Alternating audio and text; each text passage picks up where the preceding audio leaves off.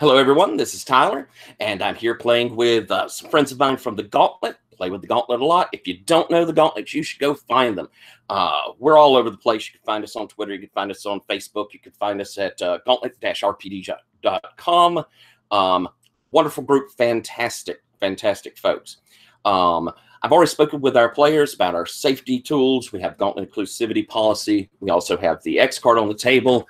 Everyone should feel more than willing and free to use those. It's here to make sure we feel safe. We're playing a Powered by the Apocalypse hack of Changeling, which was made by our own friend and fellow Gauntleteer, the Annie Award-winning Lowell Francis. And it is super cool, and it is still kind of in that polishing stage before it's completely done. But I think it's just a really neat game, and so far we've seen it play pretty well. So with that, I think what we're going to do is hop right on in, because this is the last session we're going to be playing, and want to try and get to the end and have a nice, satisfying conclusion. So what I'm going to do is I'm going to ask all the players to introduce their characters. And then I'm going to give a little quick synopsis of what we've seen thus far, and then action will be galore. So, Patrick, why don't you introduce us to your character, please? So I'm playing Ditto, who's a Darkling, a mirror-skinned Darkling of the Winter Court. He was taken in a horrifying traveling wax museum where he worked as a mirror to capture the images of mortals who had come through, so that then his keeper could sculpt images of them and pull their soul in. He's nervous and tends to take on other people's look and mannerism to sort of find confidence through a situation.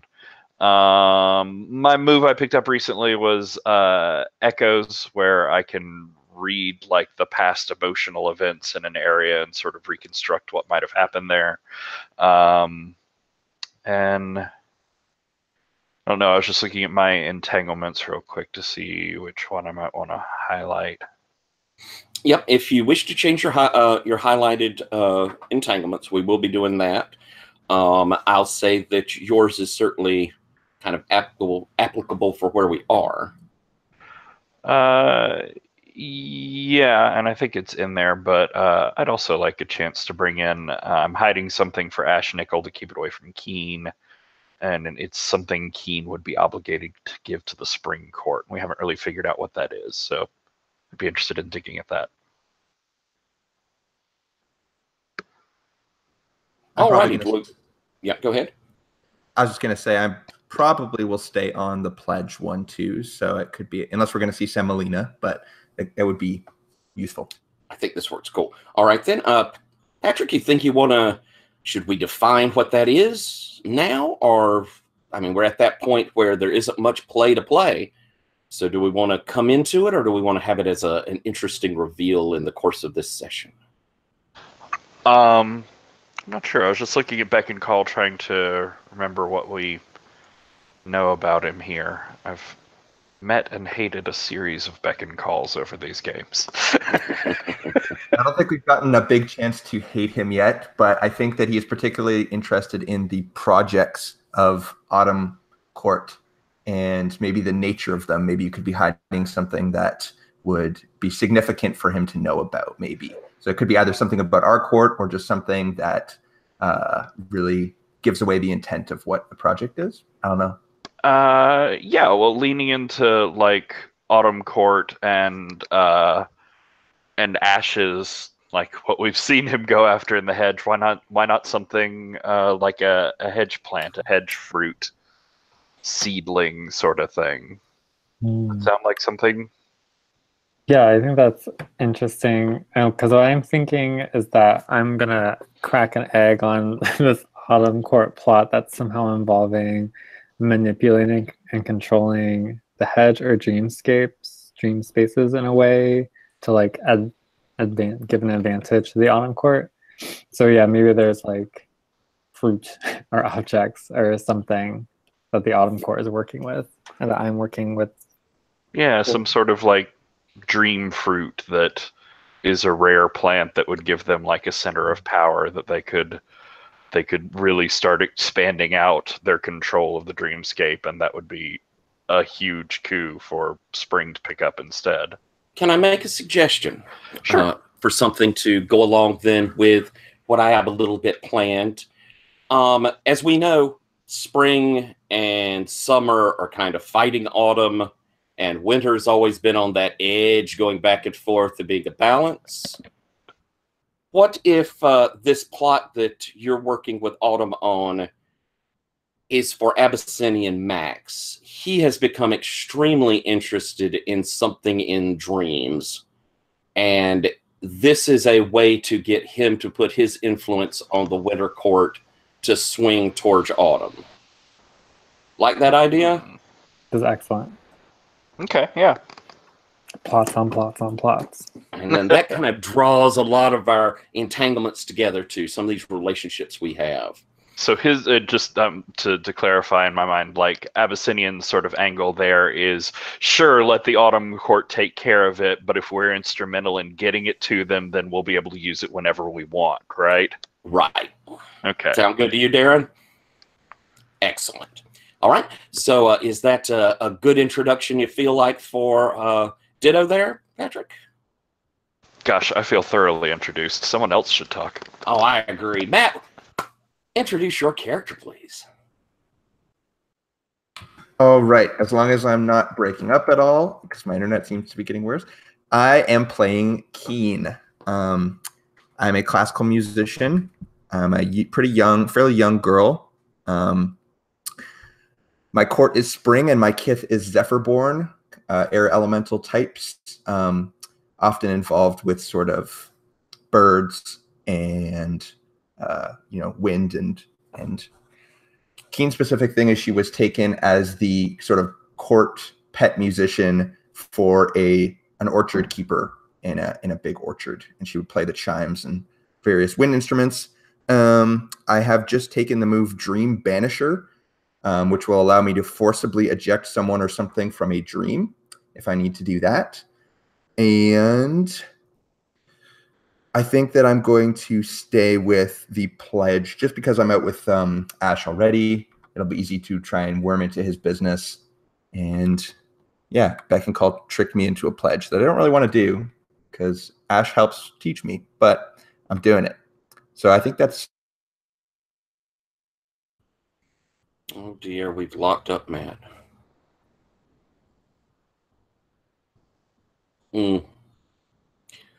We'll see if he makes it back, but I think we heard kind of what he was intending to hit there and highlight. So we'll move over to you, Darren, and get your introduction, and then hopefully Matt will be back with us. All right. My character is named Ash Nickel. He's sorry. Ooh, okay. He's an antiquarian. He's got a pretty typical like 40-something tattoo artist look. It's like covered in tattoos, but his like changeling type of appearance is like inky smears instead of fingerprints, and like skin patches that fall off, and like imagery and text, that sort of thing, like eye color constantly shifting. He was like locked up and had to record basically his keeper's version of truth for his durance. So like now he kind of has this obsession with like what he thinks is objective truth and like empirical knowledge, which is bad self-care things probably. That's the gist. I think the third move that I took was Nimble. I think I leveled up like right after a fight because that lets me shrug off damage the first time in like a fight. So I'll take that one. Excellent. Oh yeah, and then the entanglement I'm highlighting is my romantic one. I pine for Ditto, but they're in a relationship to Legion's Lost, who I hate. I figure that one will come up. Fantastic. That's a good one. Mm-hmm. All right. And Chris, why don't you introduce your character? Okay, my character is Humorous Pete. He is a beast, rot eater, a hyena person. He is always impeccably dressed, and he is thus far been playing the adult in the room with regards to the other changelings. Their typical hideout is on Navy Pier, and he is he's kind of the go-getter. He sets things up. He gets things done. He has networks of people he works with. And other than the occasional bump in the road, he's been sort of acting as sort of the glue that's kind of holding things together. Like he seems to be the meeting point. And so the new move I took with the XP I got this past time is loyalty, which lets us start with one additional trust in our pool. Oh, nice. So since Pete's kind of been that center point, I figured that might be a good thing to kind of illustrate that. All right. And I will set that over here so I know that you always have +1 in the trust pool. All right. So, well, while we wait for Matt to get back, I think I'll start then with well, let's do a review, and hopefully we can catch Matt up. He'll have some memory of what we did. But what we've been dealing with is our group had, while on an excursion into the hedge to try and find something that Ash needed for one of his interesting experiments, had discovered a thorn bush, but while plucking this thorn, across the hedge had come this black mass, tearing through, moving through, and it had, been quite scary. Everybody had been, ooh, but as it moved through, one bit of it, one part of that black mass had separated and had formed into this womanly shape, completely covered in the blackness, trying desperately to claw away. And so our heroes had jumped forward and, using that plucked thorn, had struck the bit of blackness holding her, and she had, and the blackness had pulled off of her. And we'd come to find out that she had been kidnapped. She was a mortal, still in the hedge as a mortal, had been kidnapped by this horrible person she called the Doctor, who had run her through these labyrinths and tortured and abused, and she had been for years upon years upon years, could hardly even imagine how long it had been running through this labyrinthian hotel, this labyrinthian space. And once freed, our heroes had said, oh, we've got to, we'll protect you. It's going to be okay. And had come back to our world and had sort of forgotten Ash. Ash had been left back behind as they jumped out. But they came out and, after talking with her, had discovered that this person that had taken her was a changeling. But as a changeling, was wishing to become a keeper, was wishing to become one of the true Fae, and had been snatching these girls and keeping them, drawing power, it seemed, but keeping them in his labyrinth. And she said he would keep coming back. And so Keen and eventually Ditto, had gone into her dreams to try and figure out what was going on while she rested, and had seen this man, bowler hat, very dapper dressed, pleasant smile, but something behind those eyes seemed terrible. And he told them that, I have a space in my hotel for you. Come, the rates are very reasonable. And but they were like, fuck, no. And so they had gotten the hell out of Dodge, away from him, taking this girl with them. And after a bit of information, gathering, learning what was going on, had discovered that this was Dr. H.H. Holmes, one of America's first serial killers, who had built a murder hotel. It's really terrible, and it's true. You should go look at it, folks, out there. Oh, terrifying person. And was now coming back to snatch new people. And they said, not in our city. And so they called in to their superiors, in particular to Embers Chow, the prince of Summer, And she was like, okay, get them here. If this is Holmes, then this is bad shit. We'll have to stand together as a city. This is something we'll have to do together. And so they had done so, said, okay, we'll bring her over very soon. Meanwhile, Keen and Ditto had gone out to try and investigate the lot where that murder hotel once stood. Now there's a clinic and a few houses, and investigating it had discovered that something was getting into the dreams of the people that lived around it or were in that clinic. And eventually actually saw Holmes himself stepping out of that clinic. Behind him, though, wasn't a clinic. It looked much more like the hotel in that doorway. And he was like, oh, come here, come here. And they were like, no, I don't think so.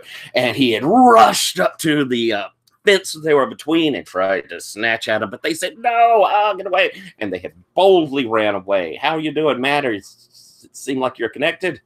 I think if we drop one more time, things might be bad, but I'm giving it one more shot. All right. If you need to save bandwidth, as much as I always want to see your lovely face, you can always just go voice. To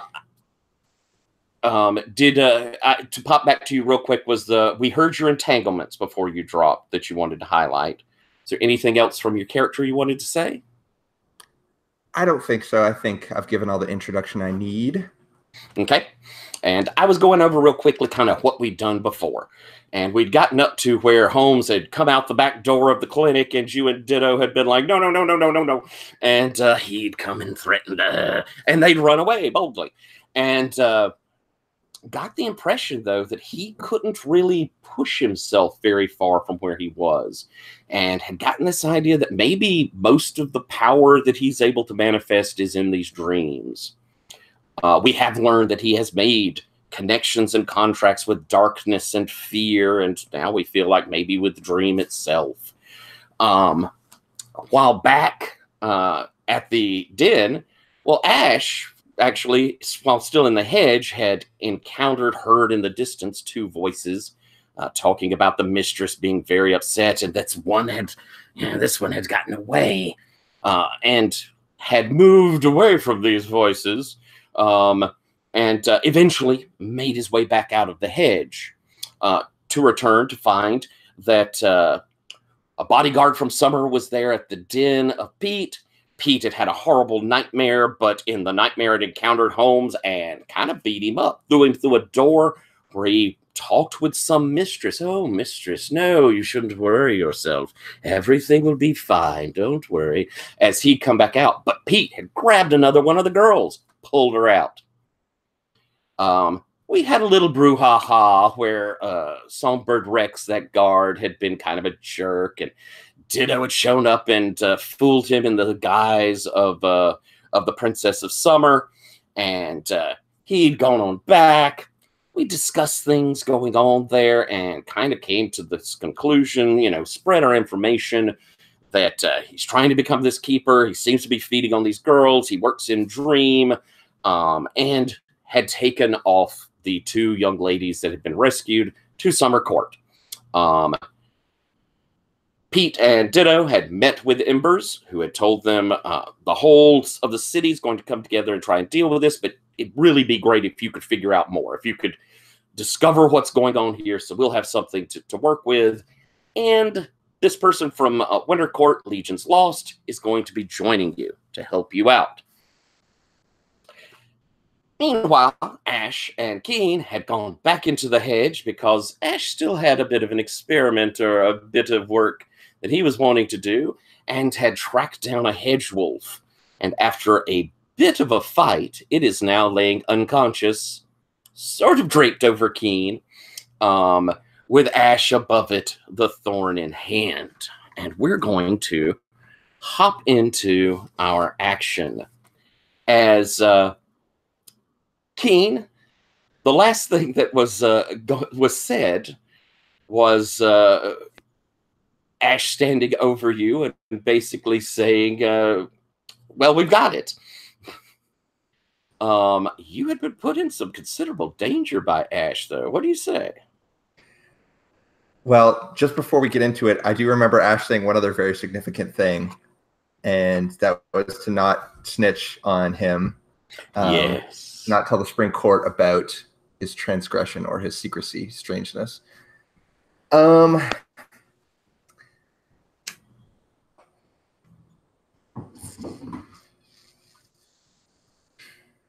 you going to tell them about it? The Spring Court? No. Absolutely not. My court knows what I'm doing. Okay, but you got to tell me what you're doing. Just watch.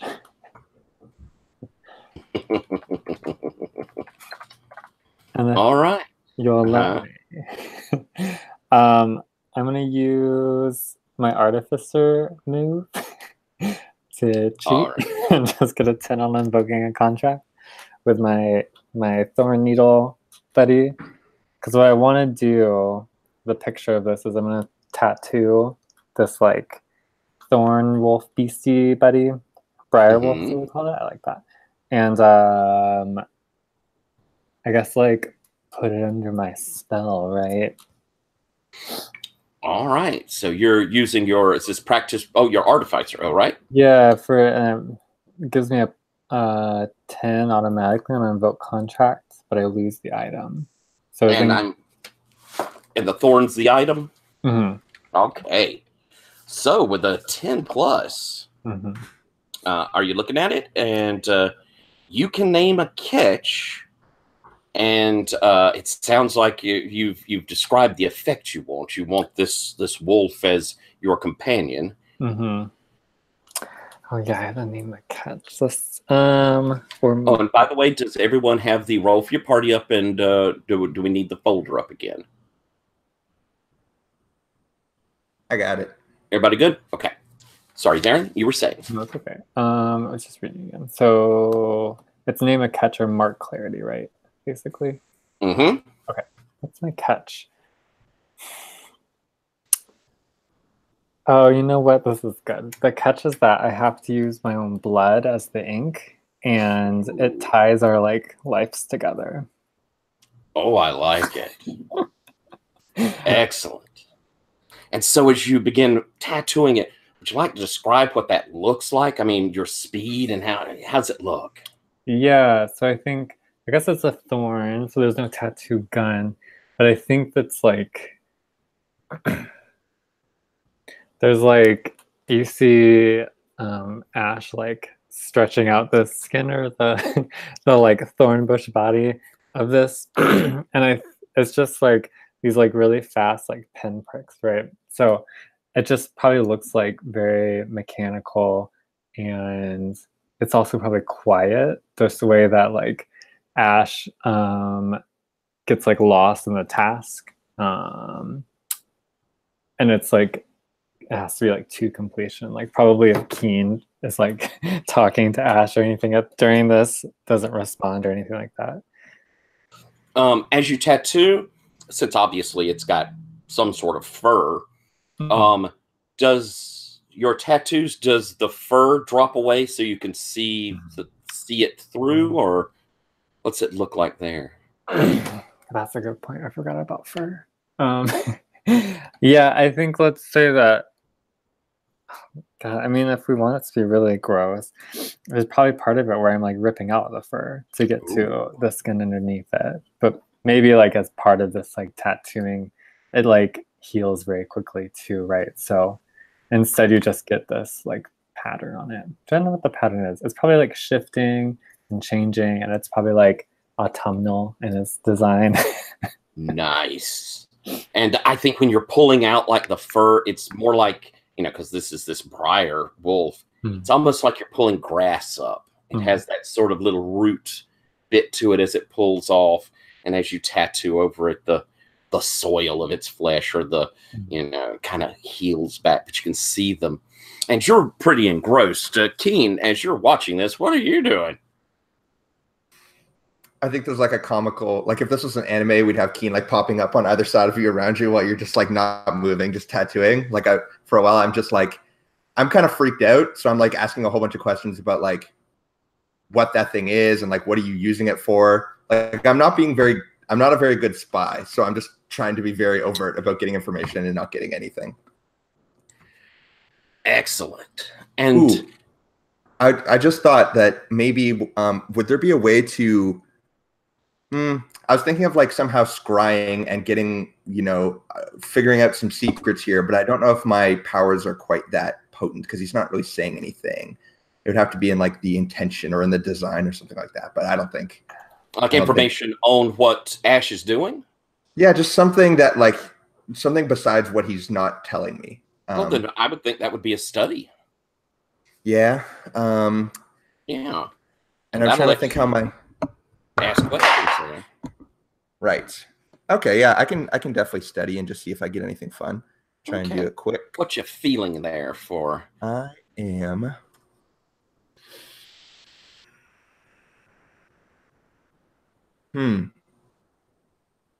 Nope, we lost Patrick.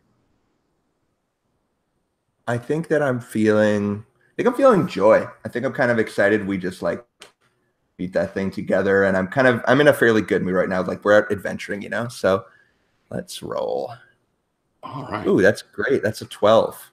Ooh, fantastic. So you can ask a question about the situation or place, which that's certainly appropriate here, or the person, like their motivations or desires, or you can reveal a detail. You could say something about it. In this case, I'm turning it over to you, Darren, to answer the questions, and then I'll give you also kind of, if, Matt, you want to reveal something, we'll have the two of you kind of work to make sure there's still, you have authority over your character there. Right. I guess the two things I'm thinking of actually studying are maybe your sort of mood or what air you have on. Like if you're really tense, like if this is a big serious thing for you, or so just kind of like a personal reading thing. And then also maybe kind of trying to peek at the stuff that you have on you. Maybe not actually like pulling out parchments and reading them, but I don't know, that would be fun too. But I think there'd be more of a role in that. But I guess I'm mostly looking for anything about what the heck you're going to do with this. Or like maybe you have some winter court stuff, or not winter court, but yeah, maybe you have some winter court stuff on you. I don't know. But all right. I'm studying you.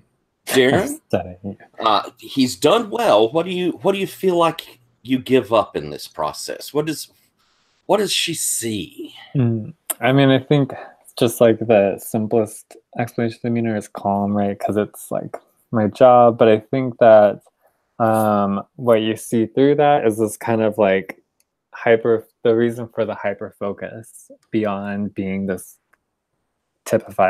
being like typical of like my character after endurance, is that this is like a proof of concept thing.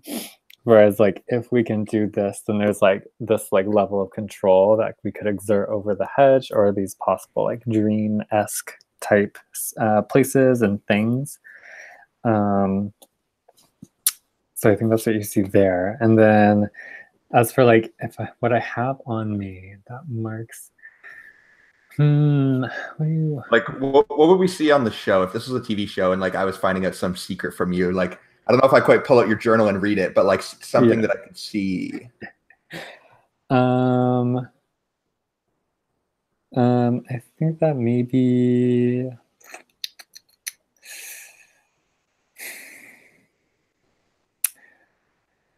what you see that like hooks in with this like thing that Ditto is hiding, and like the goal of this like pledge you're trying to fulfill. Maybe there's like in my pocket, just sticking out of my pocket, there's like Abyssinian Max's business card or something. So you get this lead on the winter court. Perfect. I bet that dude gives those things out to everybody. Yeah, absolutely. Oh, that's like, fantastic. I have no need for a business card. I know who he is and how to contact him. But still, Max is like, no, take one. You probably stuff them in your clothes so you'd find them later after you throw them away.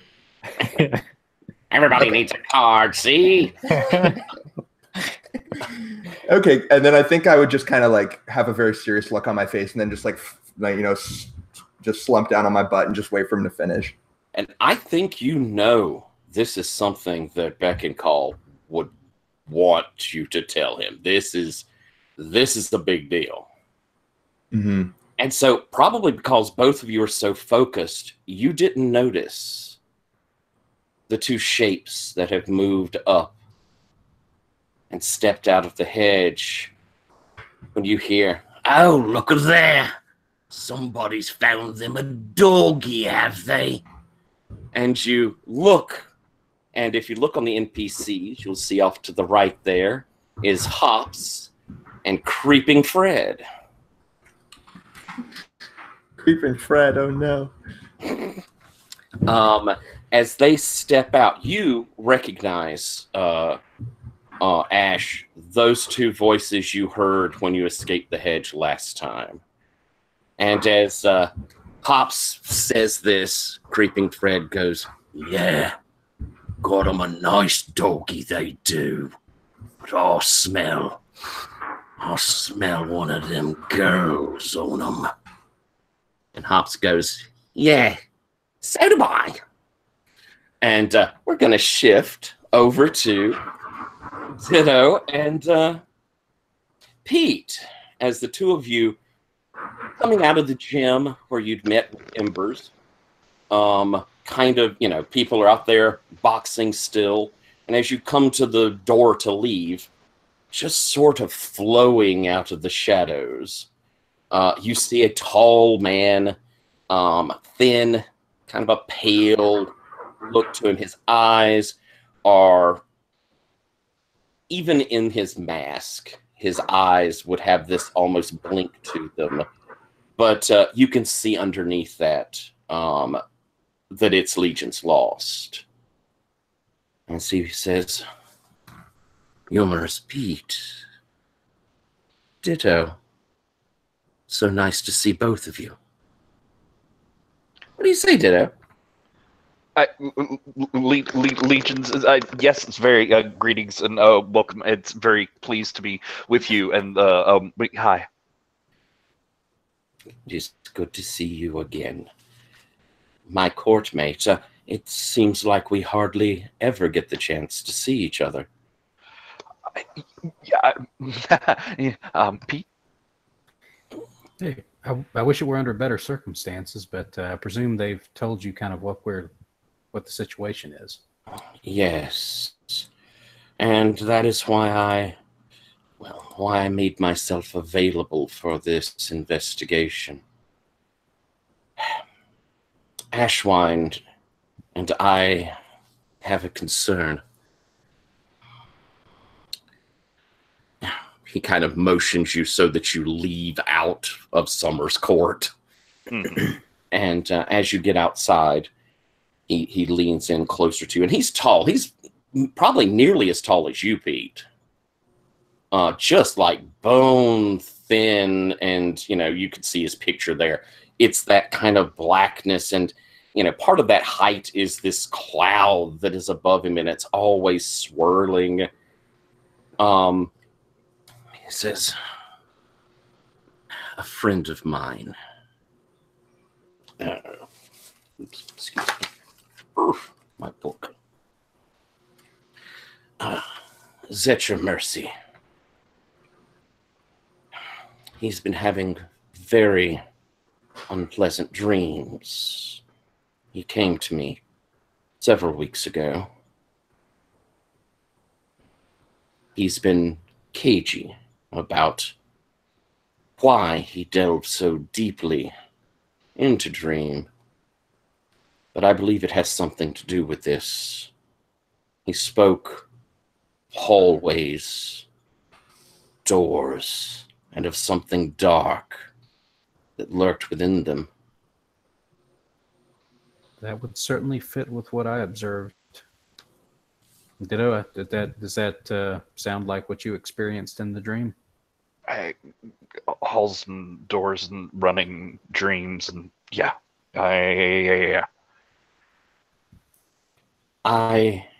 Considering how immediate this threat has appeared, and since the two of you have found some of these young ladies were taken. Perhaps you would come with me to speak with Zetcher. Maybe hearing about this will, well, make him open up more about what he saw. Yes, It certainly can hurt. If he's a connection, a tether, if he knows a path or a way or a call, it'd be safer than those women. They're just scared. They're terrified, traumatized, they're connected. If we use them, maybe he's a better pathway. Mm-hmm. Then let us go. Pete, am I correct? You had a vehicle, right? Yeah, Pete's got basically it's kind of it's an SUV, but it's big enough to almost be a minivan. Mm. So it's like you could easily get 6 people into it. He'll motion Pete, if you don't mind driving us. Not at all. As Pete, you move around to get in, legions will lean closer to you, Ditto.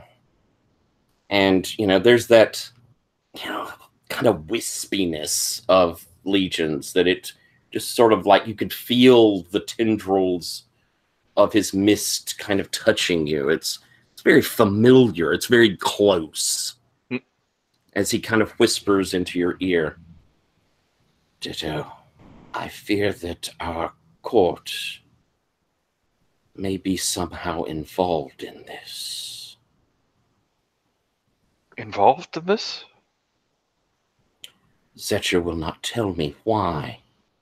He continued to investigate this dream, why he continued to go deeper and deeper into it night after night. But I sense someone pushing him, and I think we both know what sort of person in our court would have used him so. I smell a cat. Someone pushed him in the stream. No. Our court. No. I hope you are correct. However, we must try to protect it. And he looks back towards just Pete's, you could hear the locks opening for the door. Summer is not always our friend. Protected. Pete's our friend. Peter's our friend. Summer's protected. He sort of moves back from you, and you feel that kind of odd touch on your skin. It's cold, it's clammy, but again, it just sort of engulfs your hand as he touches it. I hope you're right. I hope I'm right. You get into the van and zoom off through the city as Legion sort of directs you. And you eventually make your way to a small house in a neighborhood. The grass is overgrown. It's got that kind of look of, like an old person lives there. They don't get out there and fix stuff up much anymore, is the sort of feel. The trees are way needing to be trimmed, so they hang really low. The boxwood hedge that goes up to the front door has just kept growing, so now there's like, you gotta go between it to get up to the door. And as you pull up, Legion says, Zelcher is always a little nervous, but he looks over at you, Pete. I believe that the two of you are close, aren't you? Zester's an old friend. And so I would like, if we could, let's have a flashback moment out of Pete. Why are you and Zetcher friends? What brought y'all together? Why do you want to protect him? I think it's both of them have been out for a while, And when Pete and Zetcher both were recently returned, they came out around the same time, and I'd say they both kind of have a similar sense of humor, or at least they did. I think based on what's been happening, Zetcher's probably becoming more and more withdrawn and cagey, and that's been worrying Pete. But Zetcher's also not been opening up to Pete like he used to. Okay. So Pete's not really sure what's been going on lately, but they had that friendship that had been fairly good up until very recently, up until the episode with Abyssinian Max, where Pete kind of put the kibosh on Max trying to pin. Okay. And yeah, I definitely could see that, where Zetcher, probably was more the straight man to your humor. He'd set you up and you'd knock him out of the park, sort of thing. And again, you'd figured out Max was trying to get his claws in him. Max may have something on him because he just keeps falling for Max's bullshit. And he keeps withdrawing from everybody else. Exactly. All right. So the three of you are moving up through the hedges. You get up to the door, and the door, before you even get there, is flung open, and you see Zetcher. And he looks out, and Legions, Pete, hi. It's great to see. Oh, hi, Ditto. Nice to see you. Mind if we come in and touch base with you for a few minutes, Zetcher? Sure. And he kind of opens up the door, and the screen door for you. And looks, and is this? And he looks at Legions. Is this about the dreams again? A little, maybe. But we might have some information that you might be able to help us. Maybe we can help you. Well, come on in. And you enter into his home. It's kind of this wild, eclectic place. He has lots of things, tchotchkes and little like desk toy type things that do motion. And as he moves you through into his parlor, Pete, you've been there plenty of times before. If there's anything you notice that's really different, it's that normally there's a sort of system to the crazy of it all. It looks more like he's just been moving things around, and it has a cluttered rather than that more organized look to it. Okay, so it looks like basically he's just been fidgeting and messing with things out of almost unconsciously. He motions over, and can I get y'all anything to drink?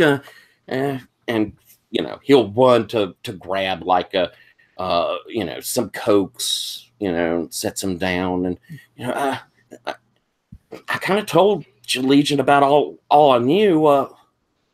Looks at the other two. What's up? Well, Zetcher, Pete will pop the top off one of the Cokes and take a swig. We think we may have an idea of dreams are maybe tapping into, because we've encountered something very similar to it. Oh shit, man. Well, if they're like my dreams, they've been terrible. It's like some sort of apartment building or hotel. Yeah. And you're running down the halls and rooms. A lot of the rooms, the doors are closed. But I'll look in some of them, and there'll be like a girl in there. Something's terrible's happening to her. She looks scared, or she doesn't seem to know where she is. And I think while he's saying that, Ditto just sort of breaks in with like in these two women's voices sort of alternating, like the snippets and bits of them like fearfully reciting what they had seen, what like things that are echoing what he's saying, the sort of visions of like there were rooms and hallways, and then another one's voice, the chains and the torture and I couldn't get out and I couldn't breathe, and just back and forth between these two voices. He sort of hears you. How do you know that? We both went there. Have you ever heard of H.H. Holmes? Is that true? You see him kind of close off. Some sort of serial killer, right? That's like from a long time ago. And then just like not those two women's voice, not his own voice, but the deep sort of menacing growl of Holmes there in that doorway. What was he saying? It was like, "There's always room for you," or something like that. Reasonable rates. Yeah, that's it. I just pop in with that at the end of his sort of half denial there. Huh? Look. Yeah, I saw him. I saw him. But he didn't see me. It's good that he didn't see you. He's seen both of us. See me. He's seen both of us. We've managed to actually rescue two of the people he had there. Thank goodness. So they're really there. Yes. And he had been keeping them in some sort of little pocket hedge realm. Okay. This is serious bad news. He is making some sort of play for power right now. We think he's trying to turn himself into a keeper, and this kidnapping business with all the girls was just the start. Oh, God. And I think he still has either his own keeper or some other keeper trapped in that little labyrinthine hotel with him. Is that your what I saw her. Lady in what looked like maybe a wedding dress? No face. Yeah. She was crying. It was one of the doors that was open. And she was sitting in front of a mirror. She was crying. She kept saying, "I was beautiful. I was beautiful." It scared me. And so I was wanting to get out, but well, you can tell he's hiding something, Ditto. There's even a little that kind of catches you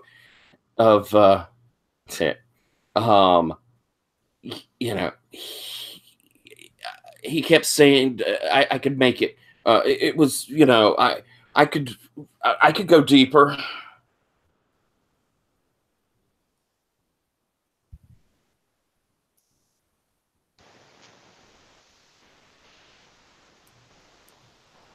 Ditto anything? I'm sorry, I was distracted by the cat. He could go deeper on what? We're talking about seeing this woman and being afraid. He does this thing of, I was frightened, I was wanting to run, but something, and he sort of says he said I could learn more, could do more, could go deeper. Who's pushing you here? Would you like to do maybe a... I could do like a study, or there was another move too that kind of like it would conflict. Be conflict. Yeah, where you're trying to like pressure Zetcher into telling you. Okay. So so go ahead, roll that, and Ditto. While this is going on, what are you doing?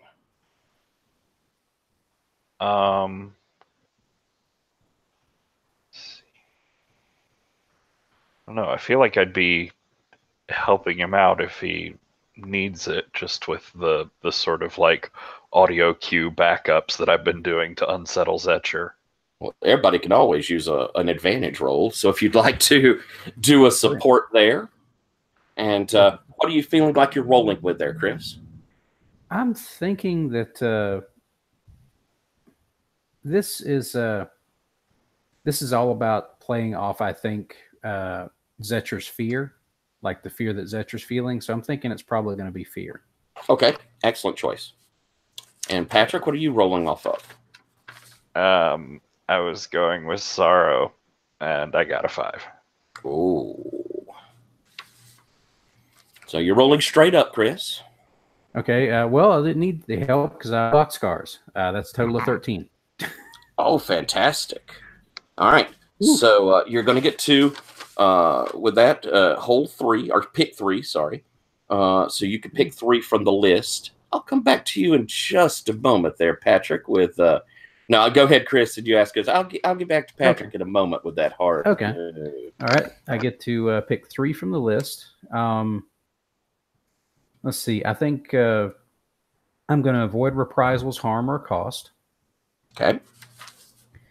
I expose a weakness or flaw. Basically, I expose his, who it is that's putting him up to it. And for the same thing, I get what I want from them, which is what exactly is going on and who's putting him up to it. That's kind of using those 2 to kind of get that. And I'm avoiding reprisals, harm, or cost. As you sort of, you're saying, tell us, and you see Zetcher just sort of like unburdened. It's like, I've got to get this off my chest. It's like Max, Abyssinian Max. He was looking for something. He said that was a place we could, that there was power there. Yeah, of course there's power there. There's a freaking keeper there. You know that guy is a weasel. He looks like a cat, but he's really a weasel. We've been through this before, Zetcher. You know who this guy is. You know what he does to you. You know what he does to everybody. But he helps me out a lot, Pete. He helps me out a lot. You know he's just doing that to get you to run all the risks for him. He's already tried to pin bad stuff on you before. Every time he gets you involved in his schemes and plots, he gets you to do all the work because you're a nice guy like that. You want to help. I get that. But he is using you, and then he's keeping you handy to blame something on when something goes wrong. Handy. Cat's paw. He goes, but Pete, I mean, the man in the bowler hat couldn't see me. Max said it would be safe. Nothing's ever safe with this Holmes guy. He is playing his own long game here, and he's been playing it for like 100 freaking years now. Oh, I mean, this guy's serious bad news, and you can probably avoid him catching you for a little while, but you can't run into a lion's den like that and not eventually have it catch your scent. But Pete, it's like he would look right through me. Because, like I say, I wanted to run from that woman. And so I turned around, and Max was like, it's okay. It's okay. And then the bowler hat man showed up. And he looked right through me, like I wasn't there, like he couldn't see me. And he walked up to the woman, and he said she shouldn't worry herself, that it was going to be okay, that one of these days she wouldn't be so ugly. One of these days she could be out again, because he was going to take care of her. That's what I heard him tell her too when I kicked him through the door into her room, when he tried to calm her back down again. That's probably the keeper he's got tucked away in there. And the reason he didn't see you is because it's probably taking every bit of his focus to keep her distracted. Oh. Well, I haven't... Don't... Zetcher, listen. Okay. You've got to break off from Pete on that, or you got to break off from Max on this. He is going to get you messed up. this guy is serious bad news. Like, if he can keep a keeper locked up like that, think of the level of juice he can operate on in that hotel. And if you go in there with him, eventually he's going to catch you. He's especially paranoid about it now that we've managed to rescue 2 of the women. Okay? You've got to stay the blazing hell away from that guy. All right, Pete. And you've got to stay the hell away from Max. He's going to get you into a lot more trouble than anybody can get you out of.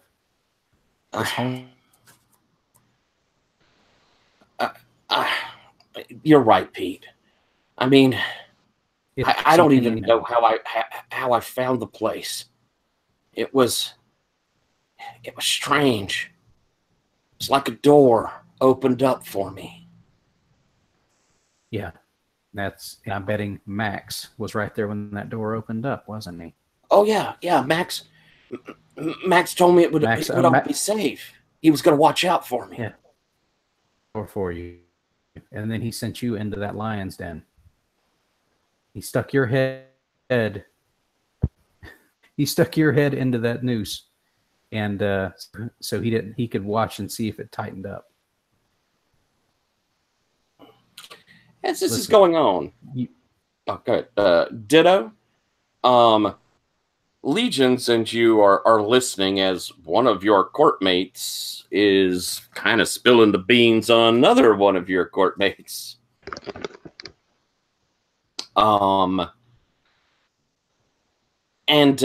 Legions, as he's, as Pete said these things, is kind of leaning down in, and Zetcher, it'll be all right.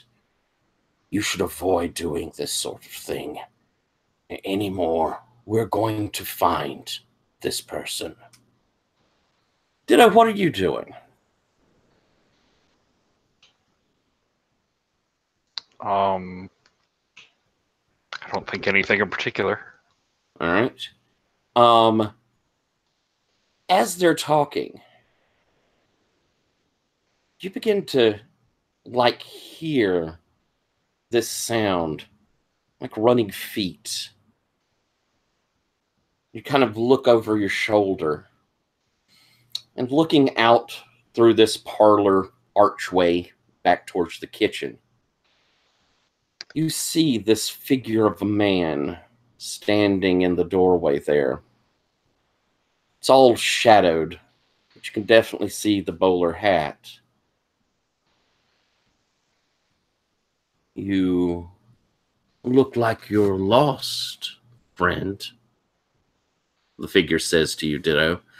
The rest of them still talking, paying no attention to you or this man. I look around. I lost? You could use a place to stay, somewhere safe.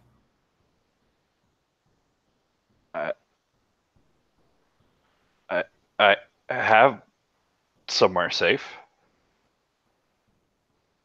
There's things out there want to do awful, horrible, unseemly acts upon you. But you can come with me. I know how to keep them at bay.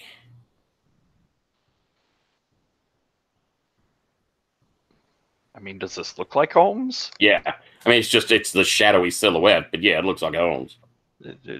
No. There's going to be more coming. I can feel my charges have touched you. Give them back to me. I will protect you in this city. Protect? No.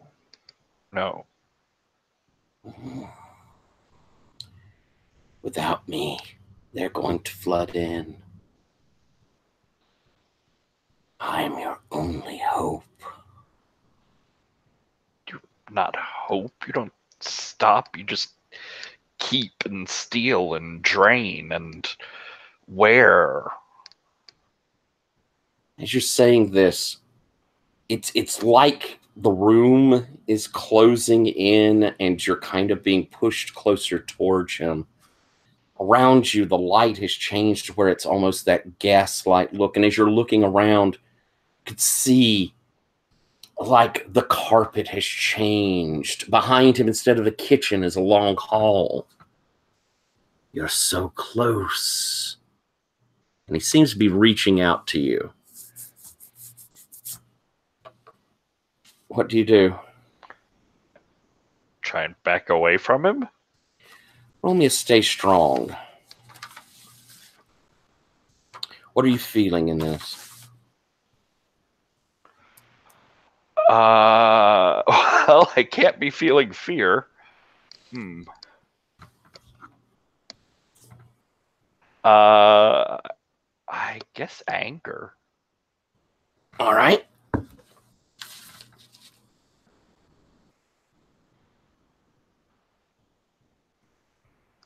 It's a 10. Very good. As you back away, you step back, the light changes, and this figure seems to move further back. You will regret this. They're coming, and I'm the only one who can keep them tied up. And you hear behind you Zetcher, sort of, Pete, you and Legion see him sort of grab his head. As Ditto, this figure just sort of drifts back out through the kitchen, is gone. Zetcher, what's the matter? I don't know. I feel like a stabbing pain. Holmes was here. He was talking, asking, taunting the doorway. You didn't see? He was here. Legions moves All around right. to you and where? Let's get the hell out of here. No. Let's move. Zetcher, you must have gotten way deeper than you thought. Let's get the hell out of here. And so as you grab Zetcher and begin pulling him out, Legions has come close to you. Ditto. What did he say? He said, babbling help, that he was stopping them, the bulwark, the floods, that he was keeping them out. It didn't make any. He was just trying to trick. He puts his hand on your shoulder. You've done well to stop him from coming here. Stop. I just didn't. I just walked. No. He left. Oh. And he looks over at Pete as Pete is hauling Zetcher out. Zetcher may be in grave danger. We're going to cut back over to In the Hedge. You see these two figures there, no more than about 20, 30 feet away from you, looking in your direction, Ash. What do you say? Oh, I'm just gonna be confrontational and say, "What do you want?" Oh, what do we want? Oh, well, we could tell you've been plucking the chinny chin chin of someone who we hate. Someone who's done us wrong, haven't they, Fred? Oh, yes, they've done us quite wrong. I'm not sure why that's my business. I'm not sure why it's your business either, but you put yourself in it. You're hiding the girls, aren't you? He looks between the two of you. Yeah, I'll look at Keen also. Say, I'm not hiding anything. Keen, what do you say? I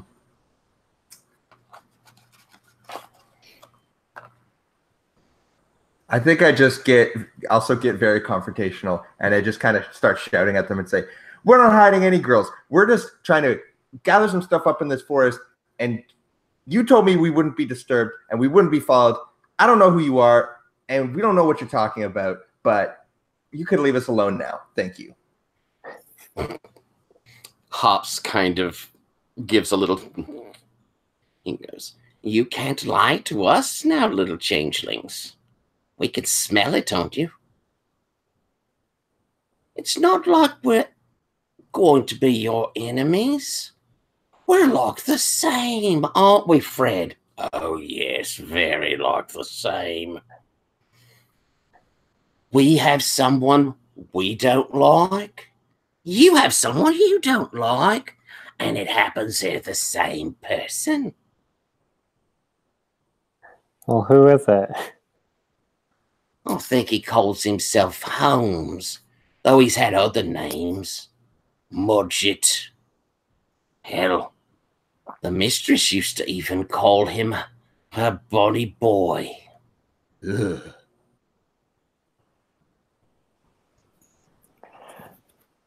So what are you proposing? We just want to see him get what's right. Acting above his station and all. That's not proper. He's been stealing, a damn thief he is. And we want to see him, get his propers. He's going to be coming after them girls. And he's got more of them too. However, he don't have no power if he don't have no girls. That's right. The girls. That's how he's done it. That's what gives him his strength. That and fooling the mistress. Now. Mistress need not come into this. Take the girls? Well, and he won't have no more power now, will he? Are you two servants of the mistress? We have an acquaintanceship, I'd say. She's a foreign lady. Shush now. So what do you get out of this? We get a pain in our ass, right out of our hair. Out of our den, as it were, almost. Hardly seems like a pleasant place since he's taken up residence. Do you serve this mistress? Why don't we do a study there? Let's get to the meat and potatoes of this conversation. Roll me a study. What are you feeling? I'm feeling... I think I'm feeling power from getting this little wolfie buddy. He's being very docile right now. Oh, wait. Oh, I forgot to get the wolfie party. There it is. You feel like you can help any, Matt? Is there anything that Keen feels capable of supporting on there?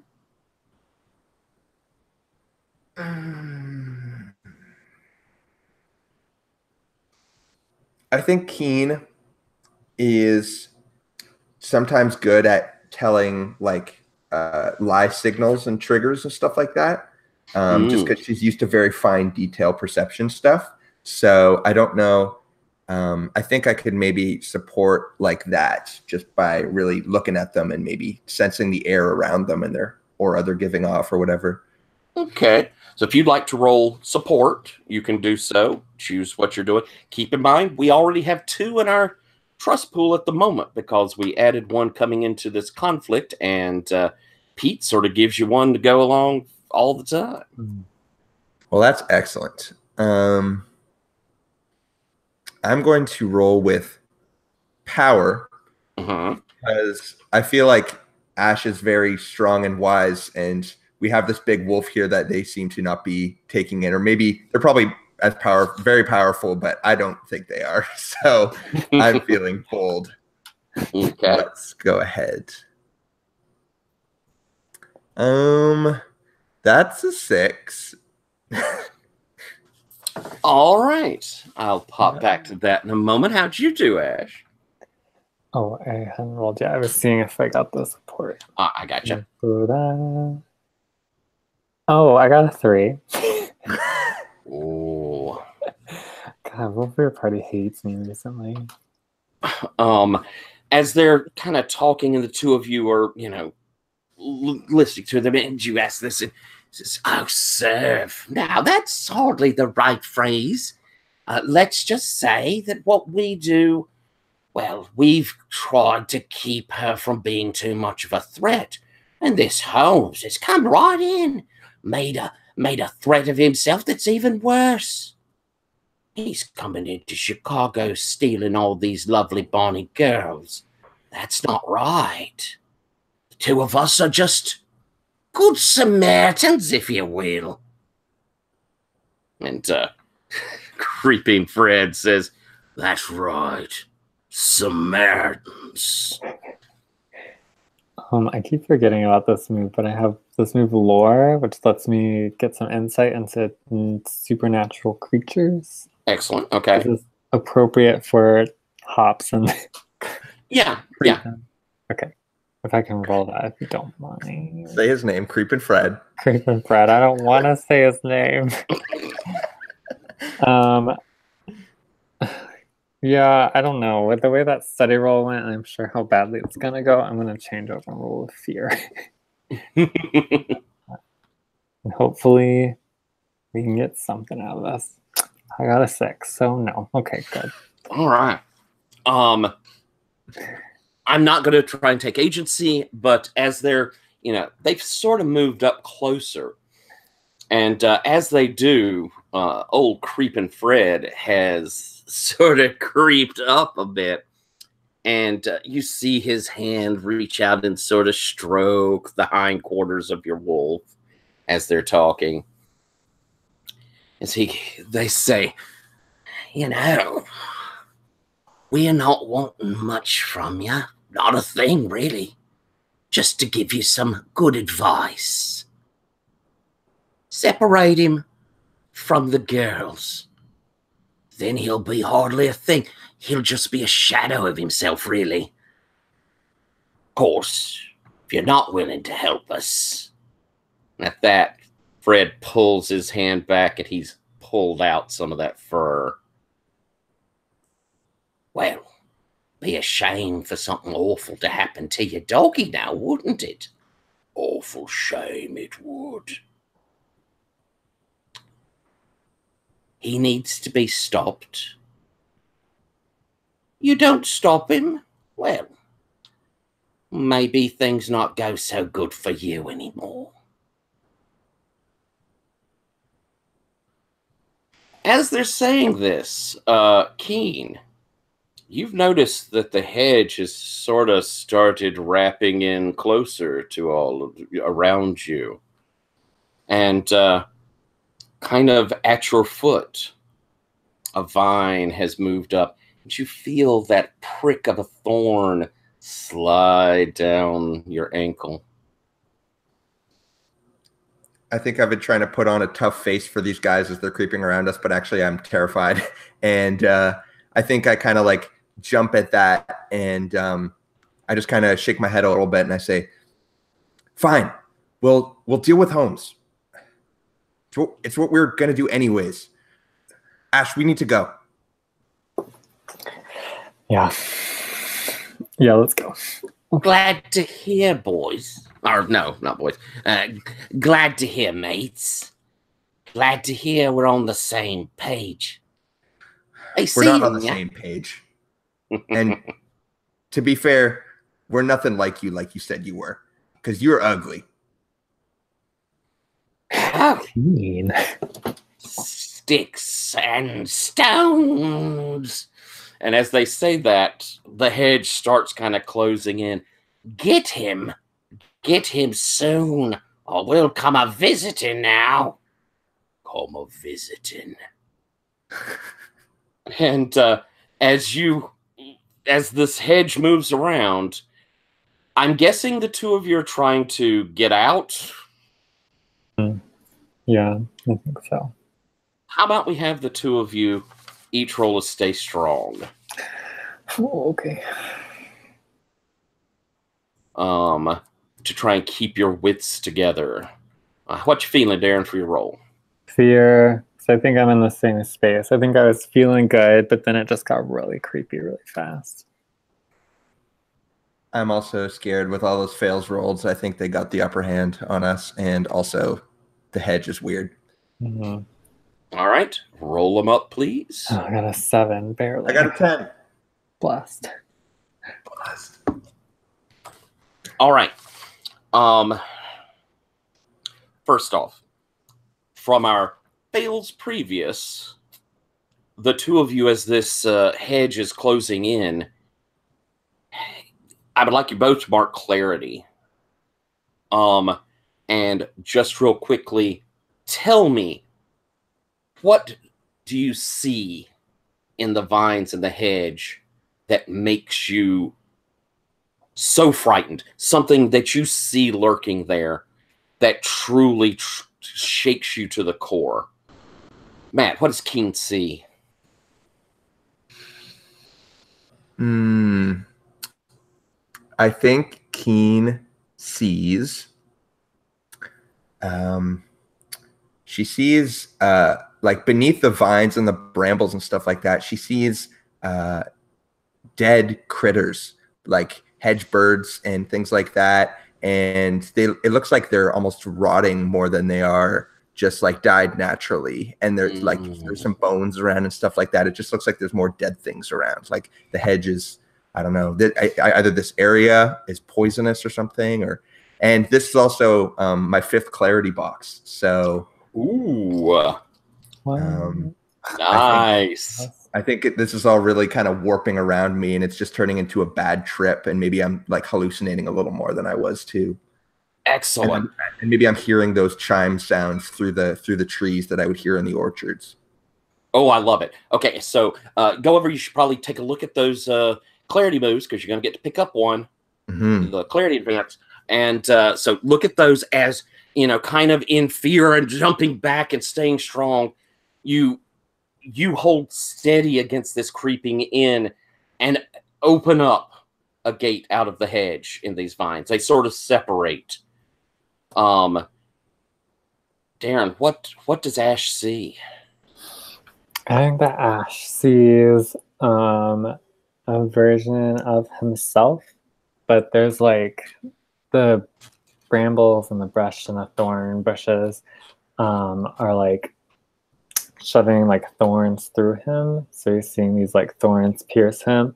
And I think like the tattoos are like moving and like forming back into ink and coming to these points of the thorns and like dripping off. So he's seeing this like past version of himself, like before his durance, things like that. Oh, excellent. And so as you're seeing this and you're backing away, I'm going to give you an option here with your 7. Yeah.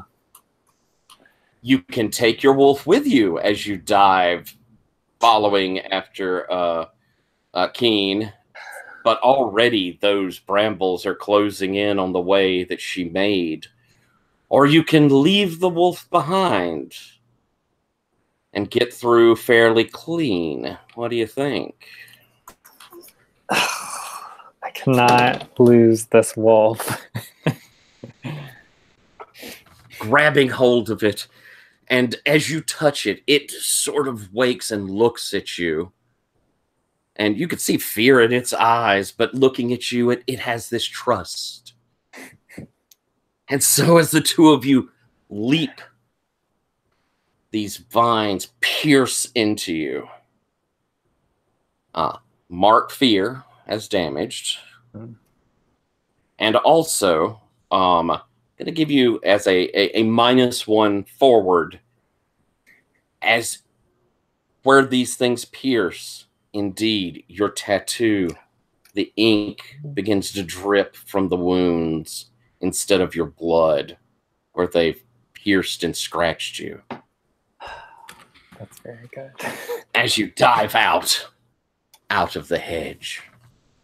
I think we're going to take our break now, and we're going to come back. We're going to kind of reconvene maybe with this bit of information. We're going to figure out what's up with our new Briarwolf friend and maybe give him a name. And then head into trying to deal with our Holmesian problem. So let's go ahead and take 7 minutes. We'll come back at 20 till. See y'all shortly.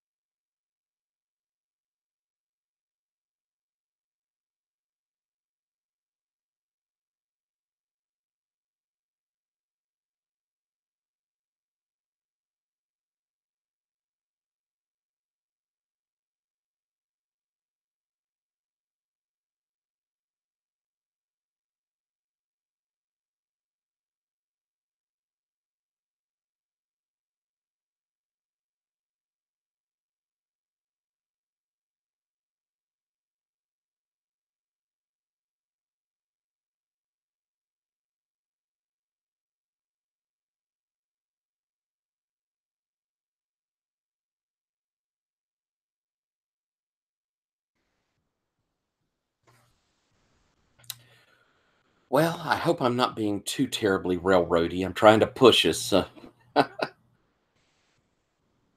No, we've been sort of building up to like hooking everything together for a while, so things are just coming together, at least to me. Matt, have you made it back? You, What'd you get for a clarity move? I believe that I'm going to take. What's it called? I was thinking I might take the cracks in the whatever that says. I can't read it. Cracks in the surface. And it basically says touch someone and mark clarity to declare one of their vulnerabilities.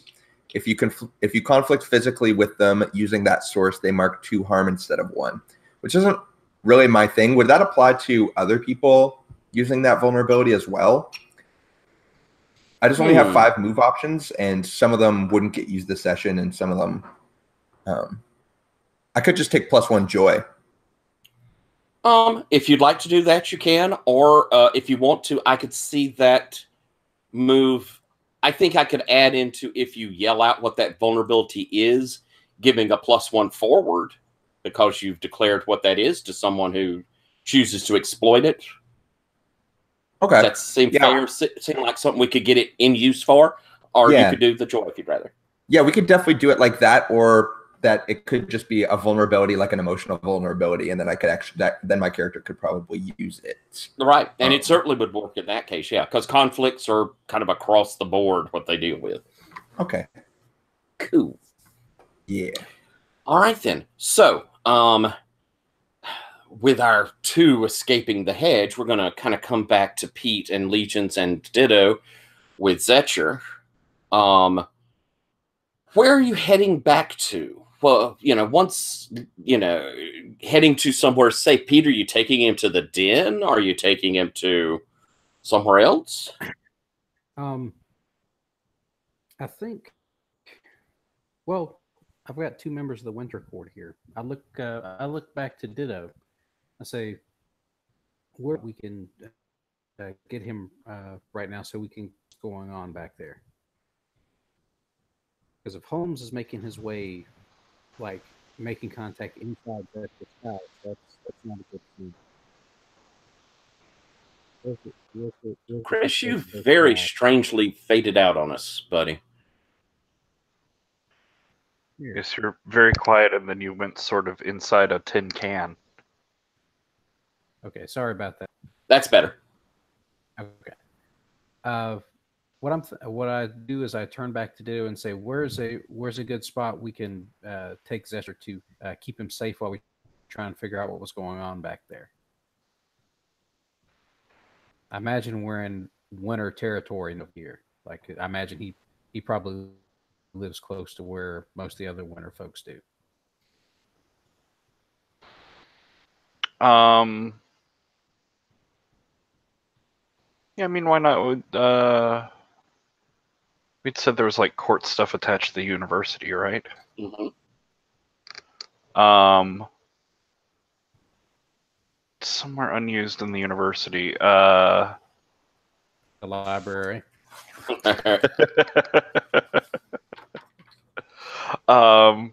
Yeah, I like a library. All right. So maybe like there's like a top floor like reading area in the library that students don't really go to the library, and God, they never bother to like go up to the very top floor, sort of where there's nothing and it's all inconvenient, sort of thing. Okay, so you're driving off towards the university library, and Zetcher is back there, and he's heard Ditto you talking about Holmes being there, and he's like, I'm sorry, Ditto, I never wanted to bring anybody into this mess, and I mean it seems so harmless. I'm sorry if something started happening to you. No, it's not me. It's Holmes. His creeping tendrils, hallways, doorways, connections. He specializes. Well, I'll do anything I can to help. I feel like feel like I've caused all this. No, not all of it. No, no. You didn't cause this. Someone put you up to this. We know Max kind of put you up to this nonsense. Legions is giving kind of a look over like, damn Summer causing trouble sort of thing. It's also pretty common that Pete has generally a big problem. So they neither one of them makes a big secret out of that. Legion's like, we can try to protect him there. Do you think this is going to stop this Holmes, though? Simply cutting off Zetcher from him? Stop. No, or cutting off. It's delay, it's hiding, it's obfuscation. We still need to do. We can't just be. Then we have to free these girls. Or wake a keeper, or burn down a part of the hedge, or choose your bad idea. I mean, what do you think, Ditto? You've always been very insightful.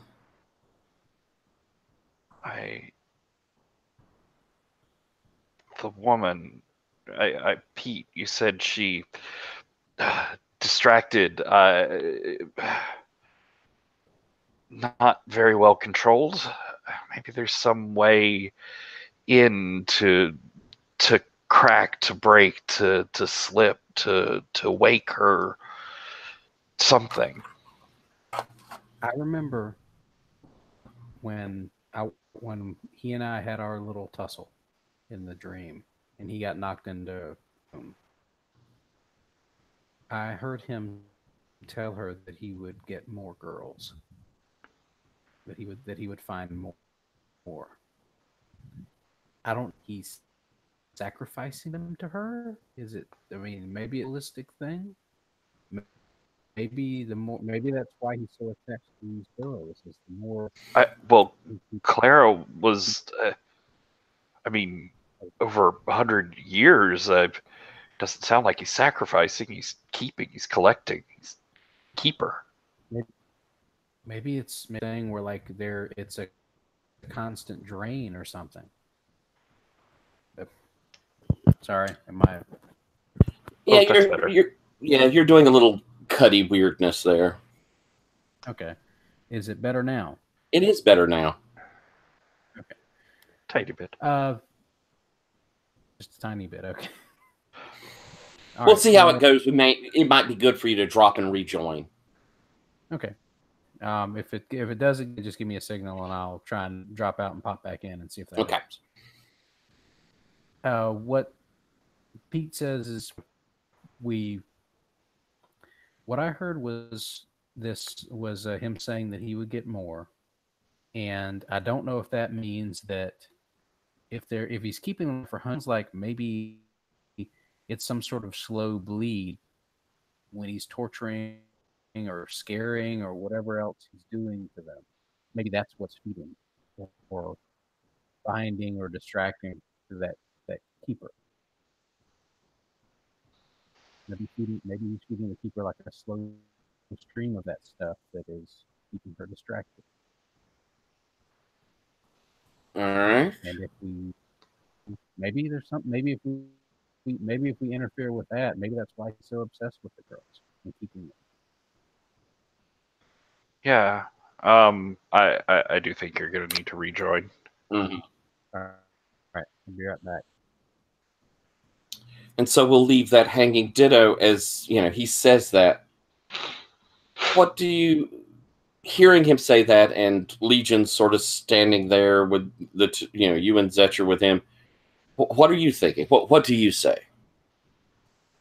I